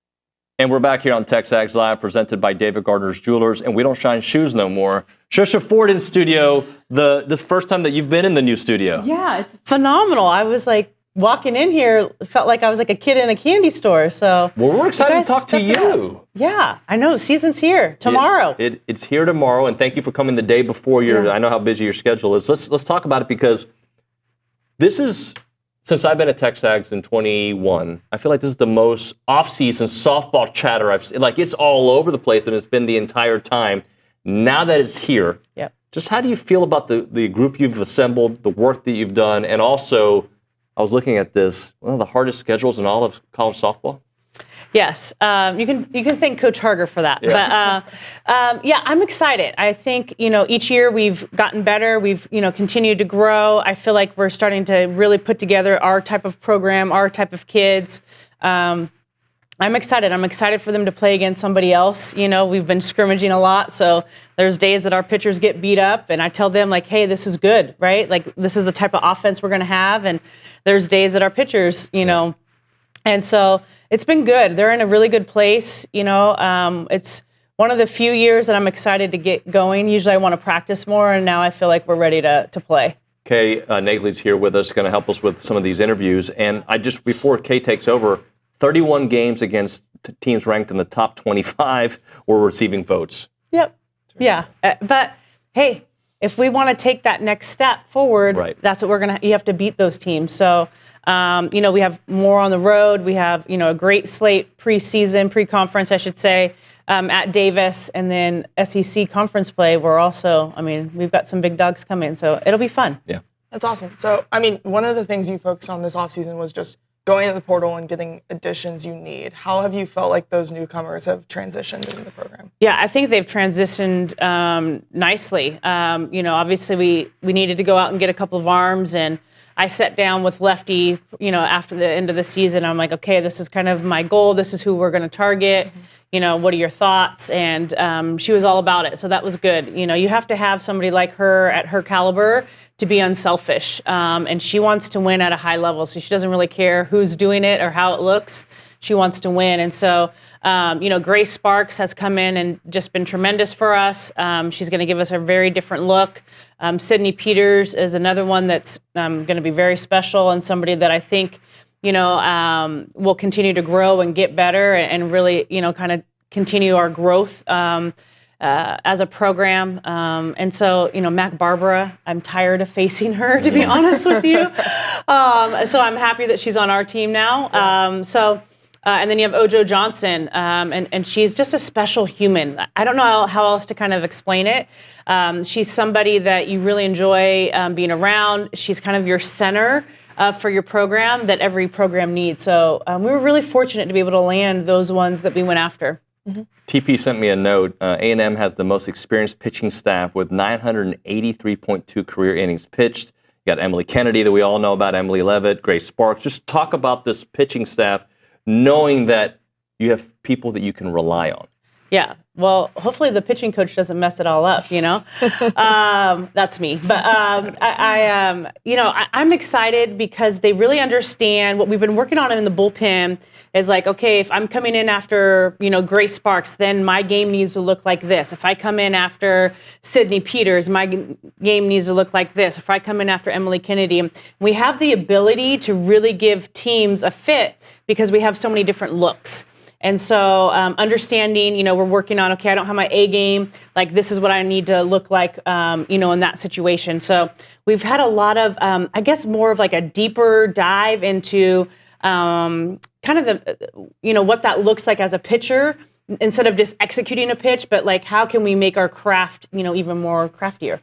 Yeah, you spoke about some of the returning arms and veteran arms, but you also have just a lot of returning players in this program. I mean, Coco has been here since you've been here. Just what does having veteran depth like that just mean to this program? It's huge for us. I did tell Coco I'm going to enjoy every day this year of watching her play because she's such a special athlete. Mm-hmm. I think you take for granted what she does on the field. And so this, I told her one of my goals was this year to really just kind of take it all in and appreciate what she does for us. And what she also does is, we have some freshmen. We have a kid named KK Dement that also plays middle infield, and she gets to have a whole year under Coco and see what that looks like, And KP, Kennedy Powell, has taken huge strides as a leader, obviously as a player, got herself in the best shape. And so it's them understanding kind of those steps, and just continuing to grow. Allie Enright, another one, like her and Kramer, they just continue to get better and better. And for me, like as a coach, that's what you want, right? You want them to strive and work hard and not be satisfied with what we did last year and get over that hump. For sure, the building process, year 3 oftentimes feels like, all right, this is my program. So just let's talk about the building process, because beyond the ranking, what most people have you at, this has been a journey. And it didn't start today, right? It's not starting tomorrow. It's been a journey, and to be able to be where you are now, considering the road that it took. Yeah, I guess I'm just really thankful. I feel like, I'm surrounded myself with really good people. We have a great staff. I have some great pitching help as well. I mean, I think my biggest strength is surrounding myself with smarter people, Me too. Yeah. And I enjoy challenging conversations, so I enjoy being challenged. But I think for us, it's, especially with Coach Harger and I, we've been together for so long, is we know what works. We kind of know what that process looks like. And, just bringing in players that fit our mold. At the end of the day, we've had to adjust with how we coach, right? Every coach, if you're going to survive today, has had to adjust. But you have to adjust to a point, because at the end of the day, I am who I am. And so I think we've just, as you go, throughout your career and you get going longer and longer, you kind of understand that more and more, and you're more comfortable with that. So you might not go after this 5-star athlete because it's just not going to mesh, but that this kid over here who's a 3.5 is going to really develop and really flourish in your program. And so I think we're more comfortable in that space. Yeah. With the way the end of the season just transpired last year, how much do you think being so close to a berth in OKC just fuels that current team? Yeah. I don't know that I've not stopped thinking about it, to be honest with you. And I've said this, like, failure should fuel you, right? So like when you don't accomplish something, like that is what drives you. And so they may or may not have heard 4 outs, I don't know, 1 million times, Coach Harger even the other day called me. We have random of the day times that we talk, and he's like, I watched the games again. And I'm like, why are you doing that? Yes. Why are you doing that to yourself? Yeah. But that's kind of how we're wired. Like, we're very driven. And he's like, there's so many good learning tools. And so, we continually, when we feel like, or I feel like we're kind of headed down a space, I'm like, hey, 4 outs away, is that your best? And that's all you need. That's all it takes. Yeah. Well, I think champions are built that way, right? Like, that, yes, the winning feels good, but when a champion wins, it's the next day to go to work. When a champion loses, they stew on it for months and months, and it drives all those workouts until day one. It absolutely. Through day one, right? Yes, absolutely. Like, winning is an expectation, and losing you have to learn from. And so, but you have to get players that are motivated like that. And I think they're out there. And I think we've assembled a really good kind of group. Aggie Classic this weekend. You have 6 games in 4 days. I mean, just what are you looking to get out of this weekend? Yeah, we're going to have a lot of opportunities. We have some power that we got to figure out how we're going to utilize it from the offensive standpoint. We're much more athletic. I think every year that we've been here, we've gotten more and more athletic. So what does that look like? Obviously, we're going to have in the circle, we have 7 pitchers. So who's going to start? Lefty's going to probably practice a little bit of starting. Somebody coming in and then she coming back in and closing. So some of those mechanics we're going to kind of move forward. I'm happy to be playing against somebody else, when you're tired of scrimmaging against each other. And so, I don't know, I'm just excited to feel the energy, to be around the 12th man, for them to get a little rowdy. I don't know, back at Davis, it's 70 degrees outside. Like, what is there to complain about? Yeah. It allows you to, and I mean this with respect to all the opponents, to tinker a little bit, right? Like, you're going to take them on with the same kind of, you're trying to win all of them. Absolutely. But it does allow for some extra at-bats. It does allow for some different looks. Yeah, and we don't have, everything's not set in stone. I mean, that's the beauty of it. And that's the beauty of pre-conference, right? It's like figuring out, okay, if we do this, what does this look like? How do these two, do well? How do they line up in the offensively? I mean, there's just a lot of things that you can do that hopefully that you've figured out. So once conference play hits and postseason, you're kind of in a rhythm. How do you feel like this group is responding to some preseason hype? I mean, ranked number 7 in polls, I don't know, that probably doesn't, stick with y'all or mean a lot, but just to have a lot of buy-in in this program already. Yeah, I mean, I tell them all the time that it means absolutely nothing. Yeah. You have to earn that, and they are very aware of that. We don't talk about it, to be honest with you. It's just not my style, I guess. Like you earn everything, and it doesn't really matter until the end of the year what that looks like. But I will tell you, they are a confident group. We kind of laugh sometimes as a coaching staff because we're like, man, they really think that they're good, which there's good to that. And there's, some things that I feel like I always have to bring them back to, I feel like an even playing field. But, but I love that confidence. Like I want them to get in the box and think they're going to hit. I want them to get in the circle and know that they're better. And so I don't know. I'm excited. I'm excited to see what this looks like for us. I got one more for you offensively. We've touched on it, but it's going to look and feel a little different than last year. So talk to us because there's opportunity for growth, but it's going to be spread around a little bit. Yeah, I mean, when you lose Trinity Cannon, I mean, monster year, Julia Cottrell, Jazz Hill, Rylan Wiggins. I mean, that's a lot. Mm-hmm. But what we did was we got a little bit more athletic. Maya Perez has had a great offseason. Obviously, she finished regional or super regionals really well. We got Mac Barbara, we got Ojo, Kylie Griffin has also stepped up. So we're going to look a little different, but I think there's going to be more players throughout the lineup that are going to be able to give you fits. And so, we're going to be able to put people in motion, hopefully bunt a little bit, just put pressure on defense. So it'll look a little different, but I'm hoping that our run production stays the same. No pressure, Coach Harger. But, yeah. Trisha, thank you. We're excited. Thanks so much. Appreciate and I hope to see you guys out this weekend. Yeah, absolutely. All right, we'll hit a break here. Short segment on the other side. It's TexAgs Live.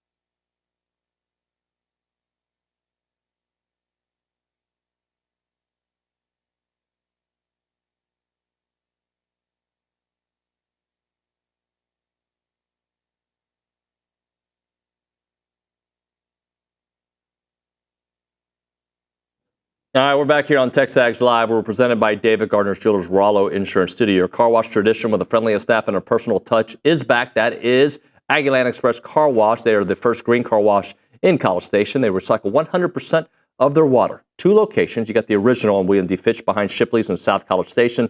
The newest location, 2528 Texas Avenue South in College Station across from the Planet Fitness.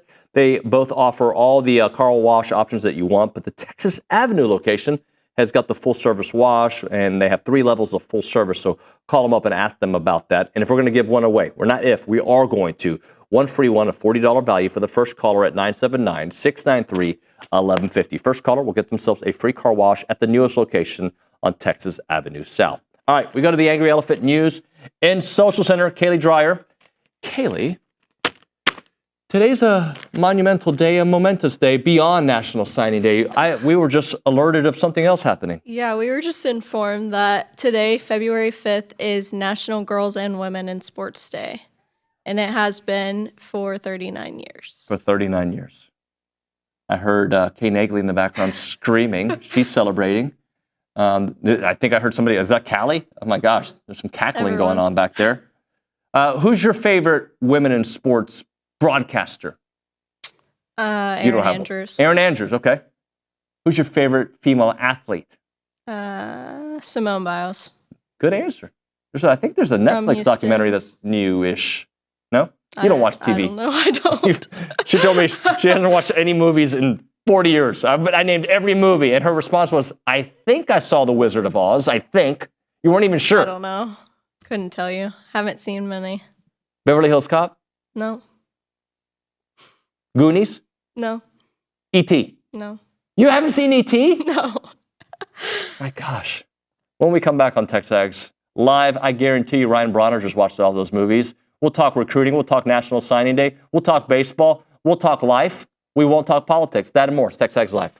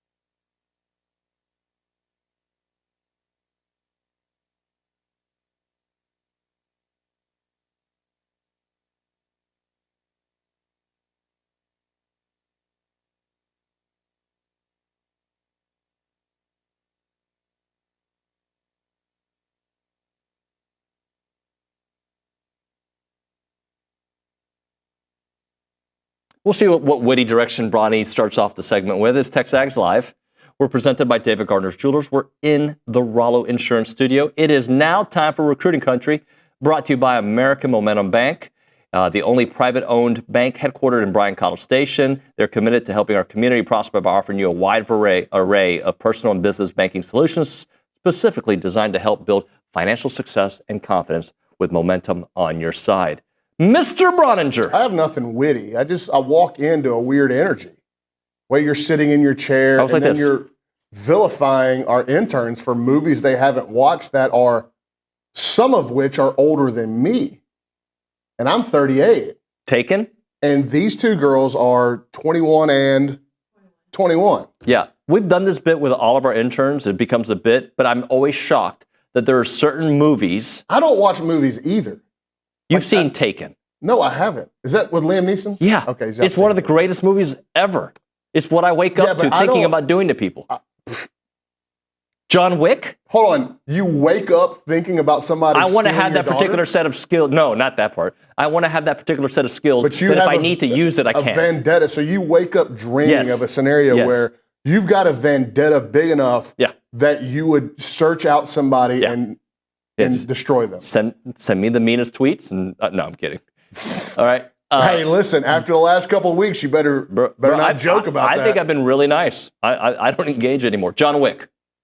Yeah, Keanu Reeves' best work was in The Replaceables. Have you seen John Wick? She hasn't seen any movies ever. Like, just name a movie. She hasn't seen it. So try it. It's a fun game. Major League. No chance. It's in the 80s. We're getting ready for start baseball season, and there was more than one. They kind of went into the 90s. Best baseball movie of all time is Bull Durham. Young Kevin Costner. No. Moneyball. Brad Pitt. That was in the last 10 years, 12 years. Okay. You might. She's not sure if she's seen Wizard of Oz or Moneyball. You're only beating her down more. You're doing a great job. Okay. Don't listen to this. This is like he doesn't realize it, but it's getting real old manish. And you got to understand this too. For the last how many years of your life have you sat across a desk 5 days a week for an hour talking about movies? Well, next to Olin. So, inevitably, some of his personality traits may be rubbing off on you. Any movie with Channing Tatum. I'm not saying the name of that movie because then it gets clipped. He's got more movies than that. The driving movie. I heard Nagley scream out, Magic Mike, Magic Mike. I heard that. The driving movies. What are they? You've seen Magic Mike? Of course. She smiled. No, the driving movies. Fast and the Furious. Boy, Nagley and Callie Garner didn't miss a beat on that Magic Mike reference. They couldn't wait. See? They couldn't wait. You think I make her feel bad, and now you're making them feel bad. They're the ones that started screaming the name of the movie. Hey, just like the yellow shirt yesterday that took away 3 minutes of content that people were disappointed. I heard people got mad at you about that. It wasn't even, technically it was me and Billy. It was a bit, but whatever. Can we talk some recruiting? Because today is a huge day, National Signing Day. It used to be a huge day. And a lot of the people, even like Nick, and Nick does yeoman's work to get ready for our National Signing Day stuff in December. But even now, do we have breaking news? I don't know. Oh, I thought you got summoned for maybe breaking news right there. Keanu's best work is Replaceables, not Point Break. That's what I just said. He's saying that you're a buffoon for saying that. Oh. Well, it's like people argue that Kevin Costner's best work is Waterworld. You got those web. Nobody has ever said that. No one. By the way, I don't know anybody who's watched that movie. I've watched Waterworld. Why? It's always on like ACM or whatever that is, AMC, American Movie Classics or whatever. My dad watches nothing but like movies and shows from 1980 and before. He also says clown alert. So he's typing as we speak. So Billy is a part of the segment. Oh, Billy said that. Yeah, who did you think I said that? I thought you said Nick. Well, now that Billy now I'm the buffoon because I screwed it up. Yeah. I'm sorry. I've been trying to host the show, and I have my alerts off. I care even less now. Can I just tell you what I've done? And it's now... We got force-fed an hour of Billy's music through his phone yesterday in the foyer. Hey, listen to this one. 10 seconds. Hey, listen to this one. Listen to what he says. Listen to what Kenny Rogers says in this one. Listen, it's a great story. You got to listen. This is where you fake a phone call. Hold on. And you walk away. That's what you do. But anyway, what I was going to say is I've muted my alerts during the show. because I don't want to be like talking to you because you've brought it up, and Billy's looking at me like, "Why are you looking at it?" Like, it's just distracting when you're in the middle I just of a like, thought. "Oh yeah, but Yep. like so." I have personally muted my alerts. Well, good, and and that's why And you've taken you've taken performance appraisals and didn't take them personally, right? And you just got better. Buffoninger is what he just said. What I was going to say before I got derailed was that even like with all the work that Nick and the current behind-the-scenes staff do for our signing day show in December, they still don't understand what February signing day used to be like around here. And that's today. Yeah. And we have nothing going on in recruiting. Nothing. A&M hosted the 3 commits from the state of Georgia last weekend. They missed out on Jackson Cantwell's top 6. There's some stuff happening, but this today used to be the Super Bowl. Today was the day where you were up at 4:30 or 5 in the morning. The first thing that you would do is check your phone to see if you missed anything overnight, and then you'd get back on the phone with the last people you spoke to before you went to bed and said, "Has anything changed?" Mm-hmm. And then I was up and coming into the office by about 6 o'clock. We'd have the commercial-free radio hour, which we've still done. Did we do it this year? I can't even remember. I don't think we did that. No, because you did the afternoon show. And by 6:30, 7 in the morning, national letters of intent were rolling in. And when you'd walk into TexAgs, in the lobby, there'd be tables with breakfast from all over Bryan College Station. Everybody was here. We were dressed up. Billy would have 3 or 4 wardrobe changes throughout the show. We'd have guests that would come in on the phone. All this, it was like, it really was our Super Bowl, because I think if you go back and you look at the genesis of what this is, what TexAgs is, where it all started was Billy on the recruiting side of it. 100%. And then, the football coverage came like quickly after that. But a lot of folks were subscribing to TexAgs, from what I understand early on, the Maroon White report, for recruiting info. Yep. And so like that is the genesis of everything you see right now was recruiting. And it's crazy that, 5 years ago seems like ancient history with some of the stuff I just described. Now, some of it's around to varying degrees. There was a time when you always had to have, and we still do, like you have to have your phone on during the signing day show, like on ringer. Because if it's on silent and you miss a phone call, that could be your only chance to get the latest information. I wrote an article this week about just some of the craziness of the February signing days that I've covered, and I completely left out probably the greatest mystery for TexAgs subscribers and fans of what happened with Brandon Jones out of Nacogdoches when, TexAgs made that full-length film about his recruitment. And everything said he was going to A&M until the last 48 hours. And I drove early in the morning. I drove from College Station to Nacogdoches. I think I'd gotten hired that August.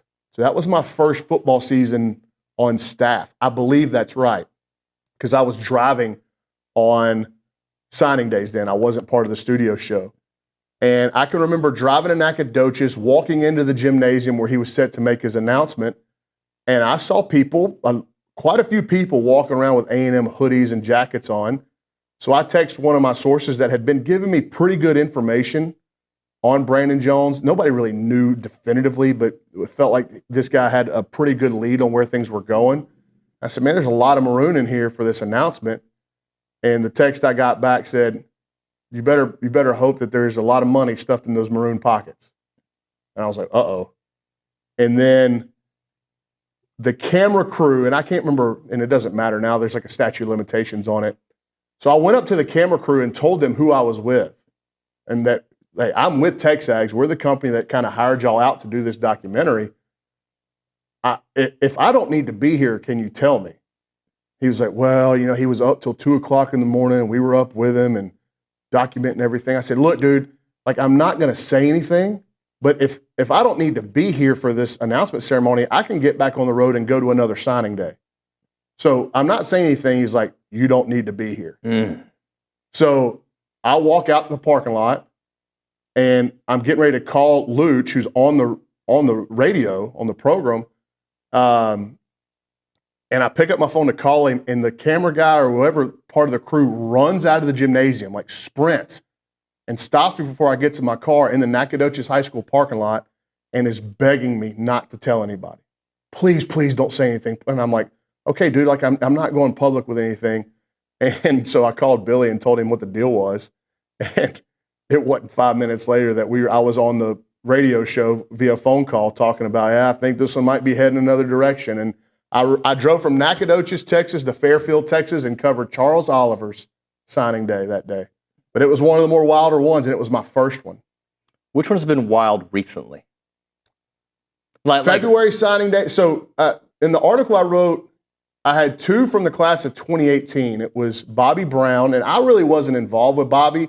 That was all Howell. Yeah. Howell was like in the building at the high school whenever Bobby mailed his letter into A&M and not Alabama, because he had been committed to Alabama, and I think Jason saw them put the letter into the fax machine. So that's kind of the connections Jason had to that. But I can remember Terry Price, God rest his soul, one of the greatest humans to ever walk this planet, just how much time he invested in that recruitment. And then you listen to how Bobby was on a podcast recently talking about the impact that Coach Price had made on his life. And like, I think the question was, who are your greatest mentors in your football career? And he brought up Coach Price, and that was really where you got a glimpse of how hard TP was working on the recruiting trail and like what he meant to some of those kids. That was the transition class from Kevin Sumlin to Jimbo Fisher in 2018 with Bobby in it. So that one was really cool because Jason was kind of following it and texting us, and we were on the show when all that was happening. Leon O'Neal was a crazy one late. I still don't know. I know that Dabo Swinney and Clemson flew down to Houston to go to South Springs to visit with him face-to-face one last time before his decision was supposed to be made. I don't know what happened. Leon still like intakes TexAgs. So, Leon, I'm not saying that you skipped out on anything. I don't know what happened, but I do know that Dabo Swinney and Clemson left South Springs High School without ever meeting with Leon. And, like, that was just the whole dynamic there late was really, really interesting. 2020 was my other 2. The first one was Donnell Harris, and I started writing my bit about Donnell in the final couple of days there, and then I realized that was December, but I still kept it in the article anyway. But Donnell was so tough. Remember, he's a 5-star kid from South Florida. He was so tough to get like real information on, and depending on who you talked to, I mean, there was just wild swings of what he was planning on doing. And I was on the signing day show, got a phone call that I had to walk out to the lobby to take, and a guy with real contacts in South Florida said, here's what's about to happen. Donnell Harris is going to sit down at the table. When he stands up to make his decision, he's going to take his hoodie off to reveal a Florida jacket. And he's going to act like he's going to sign with Florida. Everybody's going to react. Once he gets a reaction from the crowd, he's going to unzip that jacket, take it off. He'll have an A&M shirt on. He's signing with the Aggies. And nobody else had that. And that was like, all right, there's enough specific detail to that I kind of believe that this guy's tied in, and he was exactly right. So where everybody was watching that announcement with kind of bated breath and anticipatory, like, what's he going to do? We knew. You know, you still... Did you still in the back of your mind? Yeah, you're like, we think we know what's about to happen here, and it ended up being right. And the other one that I wrote about was McKinley Jackson. Yeah. And that one was wild just because people were so dead set on he's picking A&M to... I had some folks here in College Station going, we are way out of this thing. Like, it's Alabama, and it's not close. He ended up signing with A&M that next morning. Just got a report that Chris Middleton has been traded. I didn't know that. I hadn't seen that. So Wizards to trade Kyle Kuzma to the Bucks for Chris Middleton. So I'm sure we'll have some reaction to that. Hey, by the way, if you have a question for Bronny, you can text it or do it on the YouTube or TexAgs chat, 979-693-1150. Bronny said, it's got me thinking, what do you think the future of signing days, what is it going to look like here in 2 or 3 years? I mean, is there going to be a need for the February signing day? Are they going to, like, how do you see it like over the next couple of years, especially with all the changes we've seen? How do you see it playing out? I think how I see it is probably as it stands today. How I would like to see it is very different. I just don't trust the NCAA to make like prudent, pragmatic decisions. And right now, the biggest issue is the calendar. And I'm okay with kind of how the high school stuff is right now. because I don't know that there's a better time in the calendar for if you're going to have 2 signing days. When should you have the second one? February is actually a good time for one, but that's the longest standing tradition. But there's not a lot of action now happening because all these kids want to get it done with in December, and that's fine. And you have so many kids now. I mean, it used to be 5, 6, 7 years ago. How many early enrollees did you have? If you had 5 or 6 in a class, you felt like you were doing really good. Right. Now A&M's at a spot where they've got 23 kids in right now of the 24 they signed, all but one's here. So I do think that lends more credence and more validity to keeping a December date. It's not perfect right now, but I think it's as close as you're going to get from the high school side if you're going to have 2 signing days, right? When they only had one, you could still have early enrollees. The kids just showed up on campus in January, so they never really signed a letter of intent. They just enrolled for the spring semester. But if they're going to keep it for 2 signing days, then I think they're in a pretty good spot from the high school ranks. The calendar right now is just a total mess when it comes to the portal. Yep. And because the portal is becoming such a prevalent recruiting window, both of them, both in the winter and the spring, I think they've got to find some workarounds there. I don't know what they are, but I think it can be done more efficiently. Where these coaches, especially if you're a playoff team, it's no different than when these teams go to Omaha in the summer. To a certain extent, it is a recruiting disadvantage because while all the teams that are not in Omaha are hosting players on campus, you're obviously getting ready to play for a national championship. It's a little bit different for football because you're not on the road as much as Omaha can be 2 weeks while you're up there away from your campus. Football, you're going to fly out for a few days, then fly back. So maybe it chops it up, but it's still, I think there's an unfair competitive advantage for the teams that are not hosting or not in playoff games. And if you go... Same thing with the college football playoff teams. That's exactly what I'm saying. That's exactly what I'm referring to. If you go look at the portal rankings, and what do they even mean? Like it's a bunch of people guessing. Yeah, that's exactly what it is.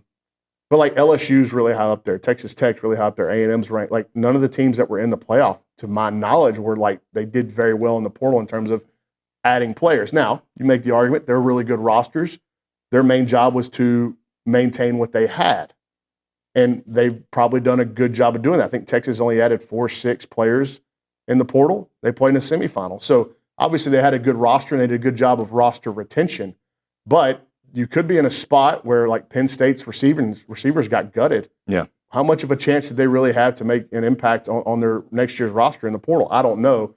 But that's where I think that they can make some tweaks to the calendar is with the portal recruiting for these teams, especially the ones in the playoffs. All right, let's hit a break here. We'll come back with some more. It is TexAgs Live, Recruiting Country, brought to you by American Momentum Bank. Right now we're talking Milliken Reserve, a farm-to-table community in College Station. They got homes, they got trails, they got wide open spaces, and they have a mission to build a healthy community around nature. They're dedicated to the conservation of a healthy community, respect for that native landscape, and of course they have 26 acres of open space, 30 miles of trails and homes. They want to connect families to nature and to each other. If you're in the area, you should check it out just to go hiking, biking, canoeing, just hanging out with your family outdoors. They have so many other things you can do when you're there. They have the evening yoga, they got the summer camps, the music festivals, the farmers markets, the farm tours, you name it. They are an awesome place to go, and you can see all the animals you can imagine, from the white-tailed deer to the rabbits to the songbirds to the turtles. Check out the website to learn more about Milliken Reserve. That is millikenreserve.com. Again, that is millikenreserve.com.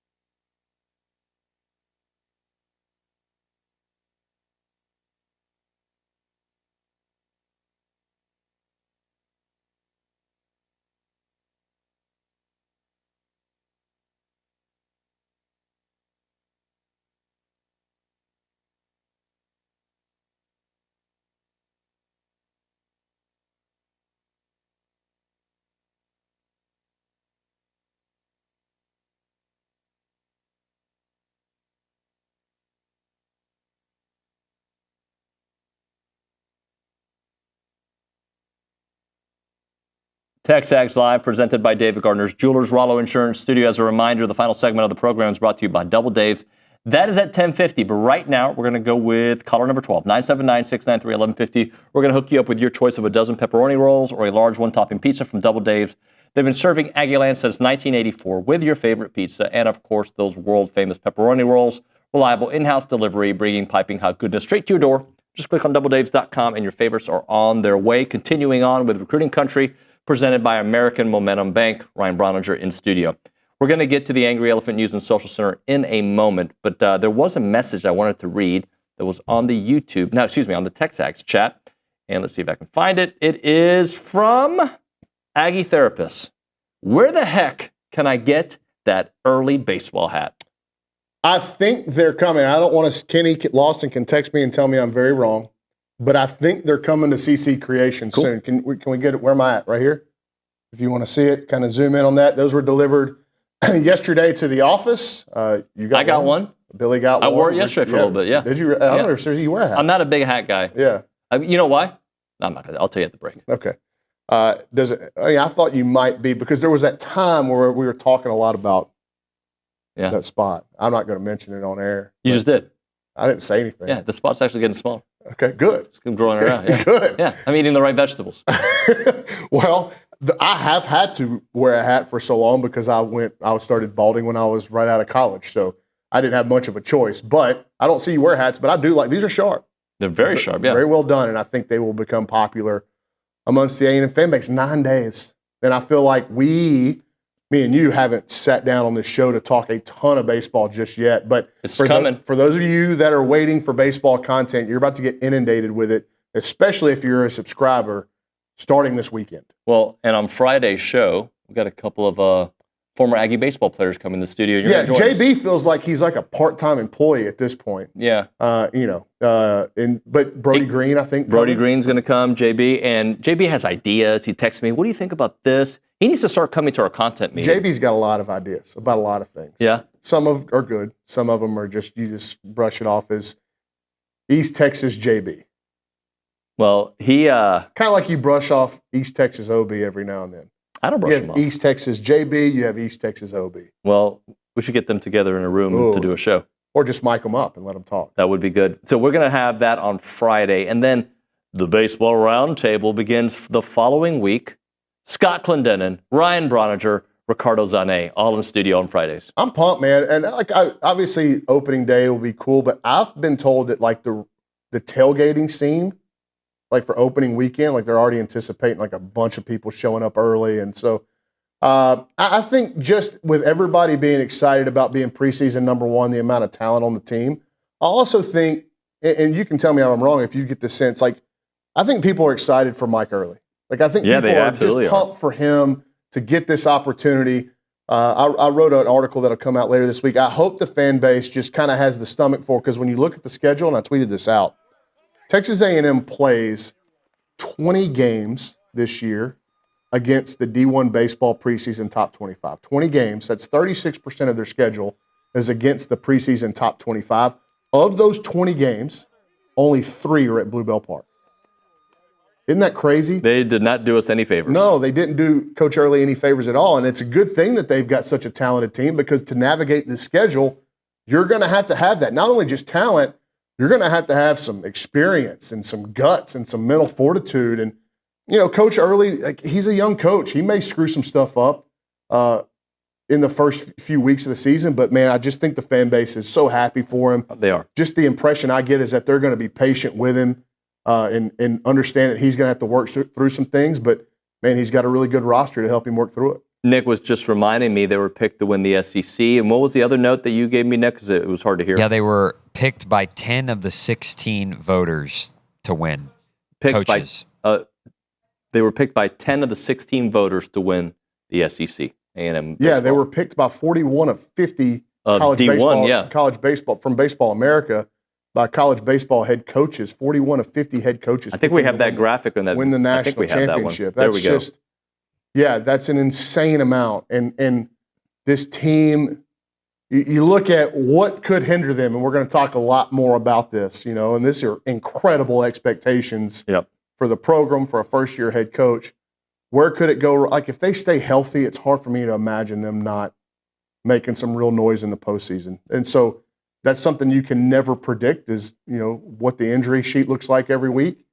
And there's some more specifics with that, but if they can stay healthy, they're going to be in a good spot. All right, let's go back to the Angry Elephant News and Social Center. Kaylee Dreyer's there. Kaylee, we got some questions for Bronny? Yes, so we have a question from Dave. He says, before NIL and transfer portal, the SEC patch used to carry massive recruiting weight. Has it changed, or are kids still wanting to play in the SEC in the new era? Yeah, I think it still carries the weight. Last 2 years notwithstanding in terms of the national champion. But, yeah, there's still some gravitas to playing in this league and the way it gets the deserved media hype, the deserved attention from, each individual fan base. You're even seeing schools like Missouri make much bigger investments into their football program. Obviously, Vanderbilt with Clark Lee is playing much better. They're trying to start some things in Nashville to bolster their football presence. So everywhere you go around the league, you're finding rabid fan bases, incredible facilities. If not elite NIL structures, then toward the bottom end of the league, burgeoning NIL structures. Yep. But for the vast majority of the league, you're looking at elite NIL opportunities. And so, yeah, I think the kids still know that, and it still carries a lot of weight. And then the programs that you've been able to see kind of outside the league that thrive in that environment are programs that have similar reputations and similar financial backing. Michigan and Ohio State stand out there. All right, let's try to get one more in, Kaylee. So we have another one from Damien. He says, how's the 2026 recruiting class doing so far? I saw Lamar Brown and Bryce Perry Wright have OVs for the summer. Yeah, they're doing a good job. And they jumped out to a really quick start, and I think they got to number 1 in the country early on. I think they're sitting at number 2 now. There's going to be so much movement between now and next signing day. There's a lot of football to be played. There are a lot of visits to go on. There are kids that we are not even discussing in terms of A&M's possibilities right now that are going to pop up on the radar. There are also likely kids that are committed to Texas A&M that won't sign here. It's just the likelihood of the scenario and looking at the reality of the whole situation. It's interesting to me that they have gone out after the contact period is now over, but the coaches spent the better part of a month on the road, specifically in the state of Texas, trying to uncover. We talked about this last week, I believe, that regardless of what you think of an overall recruiting class as a whole in the state of Texas, where you think it's really talented, whether you think it's lacking in some areas, that in 3 or 4 years, that class is going to produce probably 20 to 30 NFL draft picks. So you can't just completely write off everybody because maybe they don't have great sophomore or junior tape. You've got to make sure you're doing your homework and that you're going through and looking at measurables as well. They found a couple in the safety from North Crowley, his name's escaping me, that they offered. They offered a kid, Calvin Thomas, out of Cy Ranch in Houston, who really super athletic, 6'3", 210-pound linebacker that does some kind of outside the box metrically things. So his measurables are really intriguing, and so they're doing their homework. They're doing their due diligence to say, all right, whether we think this crop of players in the state of Texas is elite or not, there are going to be draft picks that come out of it. We got to go try to find them. Ronnie, thank you, sir. Yep. We'll hit a break. We'll come back with Pounding the Rock. I believe both Luke and Tap here, so we don't have to pound the pebble. Right now, we're talking Heritage Films. The website is yourheritagefilm.com. That's Chance McClain's company. They make documentaries about really anything, but the main focus for them is doing it about families and people's stories and their legacy and just the stories that they want the next generation to know about the family name, the family business, the family ranch, the family, right? That we all have a story. There could be a patriarch or matriarch in your family that you want to honor. Maybe you want to just tell all the stories about your youth and make sure that your kids and their kids all have it in a 2-hour documentary form done first class by an awesome crew. The website is yourheritagefilm.com, yourheritagefilm.com, 713-893-8341, 713-893-8341.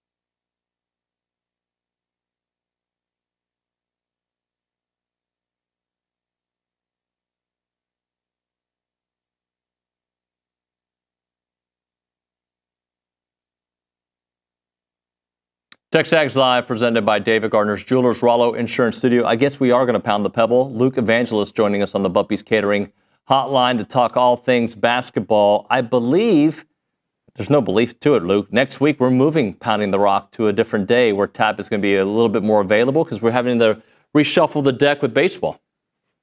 Yeah. Anything to be flexible and help the product of TexAgs Live. We can pound the rock on any day, really. It's interesting you answer that like you were being asked a question in a press conference. That's an interesting way of answering a question here on the show that you're a part of. Yeah, here's my answer. Loyalty is big to me, and I thought I would spend the rest of my career with the Mavs. And thank you, Nico Harrison, for trading me away. Well, instead of talking about the NBA, Chris Middleton was just traded, by the way. You can break that down at the end of it. Let's start off with Aggie Hoops and the best player, the alpha, the guy who can score the most, who this season was having a great year or good year, just not the numbers we're used to. We just got those numbers that we were used to in years past. Talking about Wade Taylor, Luke. Yeah, and, I know the game was a lot closer on the scoreboard than, it really felt, but A&M doesn't win without Wade going crazy like he did. He only took 11 shots, but still season high 25 points. And I know that's crazy that we're in February and his season high is 25 because last year by this point he had already put up like 34, 40, 41. Like he was going crazy last year. But last year you needed him to score more than 25 to even have a chance to win any big game. Now he's got a lot of weapons around him, so you don't need him to do that.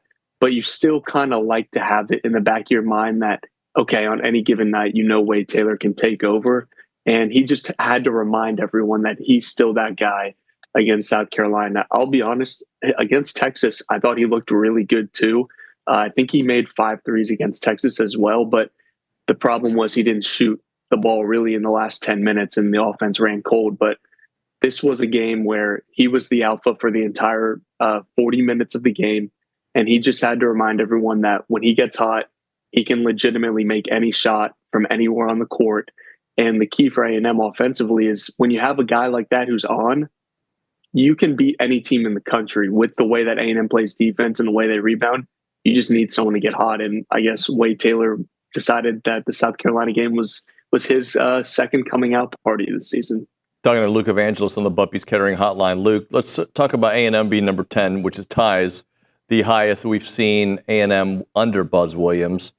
And if they beat Missouri, why that number could go up even higher. Oh, 100%. I mean, even if, let's say they didn't even play again this week, before the next AP poll, they'd still rise because number 9, Michigan State, just lost and they were ranked above them. So, but yeah, if they beat Missouri, no doubt about it, giving them a top 15 win, you're probably looking at, 6, 7, or 8 line with Michigan State losing. And then also with what happened last week where 11 ranked teams lost on Saturday.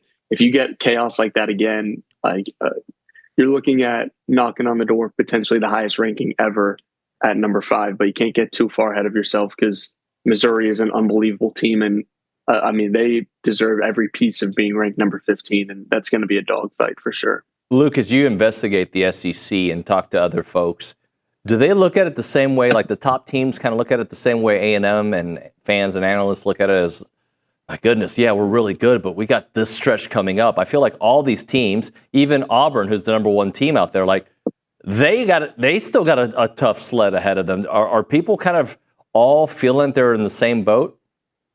Oh, 100%. There's no days off. And A&M is, I think, unique because if anything, A&M got a bit of a favorable schedule, which I know is crazy with how great the league is this year. Because they're mirror opponents. The teams they play twice are Texas, Oklahoma, and LSU. And if, just being completely honest, those are 3 of the bottom half teams. Like, you don't have to play Kentucky twice. You don't have to play Tennessee twice, Alabama, Auburn, or Florida, or Missouri, or Mississippi State, or Ole Miss. Those are all like the 7, 8 best teams in the league.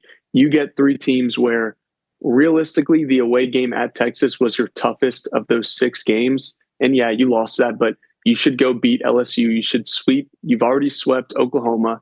You should sweep LSU, and you should go 5-1 in your 6 mirror games. And not a lot of teams around the SEC can say that. So if you look at A&M's schedule, they still get to play Arkansas, they still get to play Georgia, and they still play Vanderbilt, and they get to go to LSU. Those are 4 of their last 9 games that, nothing is ever given in this league. Those are teams that can make the NCAA tournament, but those are teams that Texas A&M is better than. And if you want to contend for an SEC title, a top 4 or even top 3 or top 2 seed, you should win all 4 of those games, and you should try to split the road trips to Mississippi State, Missouri, and then your 3 of the top 5 teams with Tennessee, Auburn, and Florida. So A&M's got a tough stretch, sure, but it's manageable if they win the games they're supposed to win, like they've done for the first 9. Talking to Luke Evangelist on TexAgs Live. Luke, how would you assess the first 9 games of conference play, considering they did 6-3, they're in the top 4 of the SEC? I would say maybe the back half is harder than the first half, although both are hard. How would you assess where they are right now? And then let's look ahead at the next 9. I think that's a tough question because I know there's a glaring goose egg on that schedule of losing to Texas and blowing that 22-point lead. But I think people forget that A&M probably should have lost to Oklahoma and Ole Miss as well. So they've stolen more games than have been stolen from them, which you have to love in this league. Like every single game is going to be a 1 or 2 possession game. And the fact that A&M is 7-2 in 1 possession games, you really can't ask for a better split than that. Every team is going to have lapses in focus. Every team is going to lose games, and every team is going to, lose a couple here and there that they shouldn't. A&M, for the most part, has done their job to limit those bad losses. The fact that they are one of the only teams in the country without a loss outside of Quad 1, you have to be very happy with. So win your Quad 2 games and split your Quad 1 games. That's exactly the formula for success that A&M did in the first 9. I mean, obviously you would have loved to have that Texas win, but you can't really complain about being 4th in the best league in the country. And then for the back 9, 6-3 is going to be really tough to get, but this team is certainly capable of doing that. Just win your Quad 2 games and split your Quad 1 games. I know it's easier said than done, but it can happen if they knock off a Tennessee and take care of business and maybe split Mississippi State and Missouri. So obviously I love 6-3 on the front 9, but I'm kind of teetering between 5-4 and 6-3 on the back 9, just for the sheer difficulty of having 5 Quad 1A games and 3 of them being on the road. All right, let's say they do that. 6-3, 5-4 on the back half. What seed line do they get?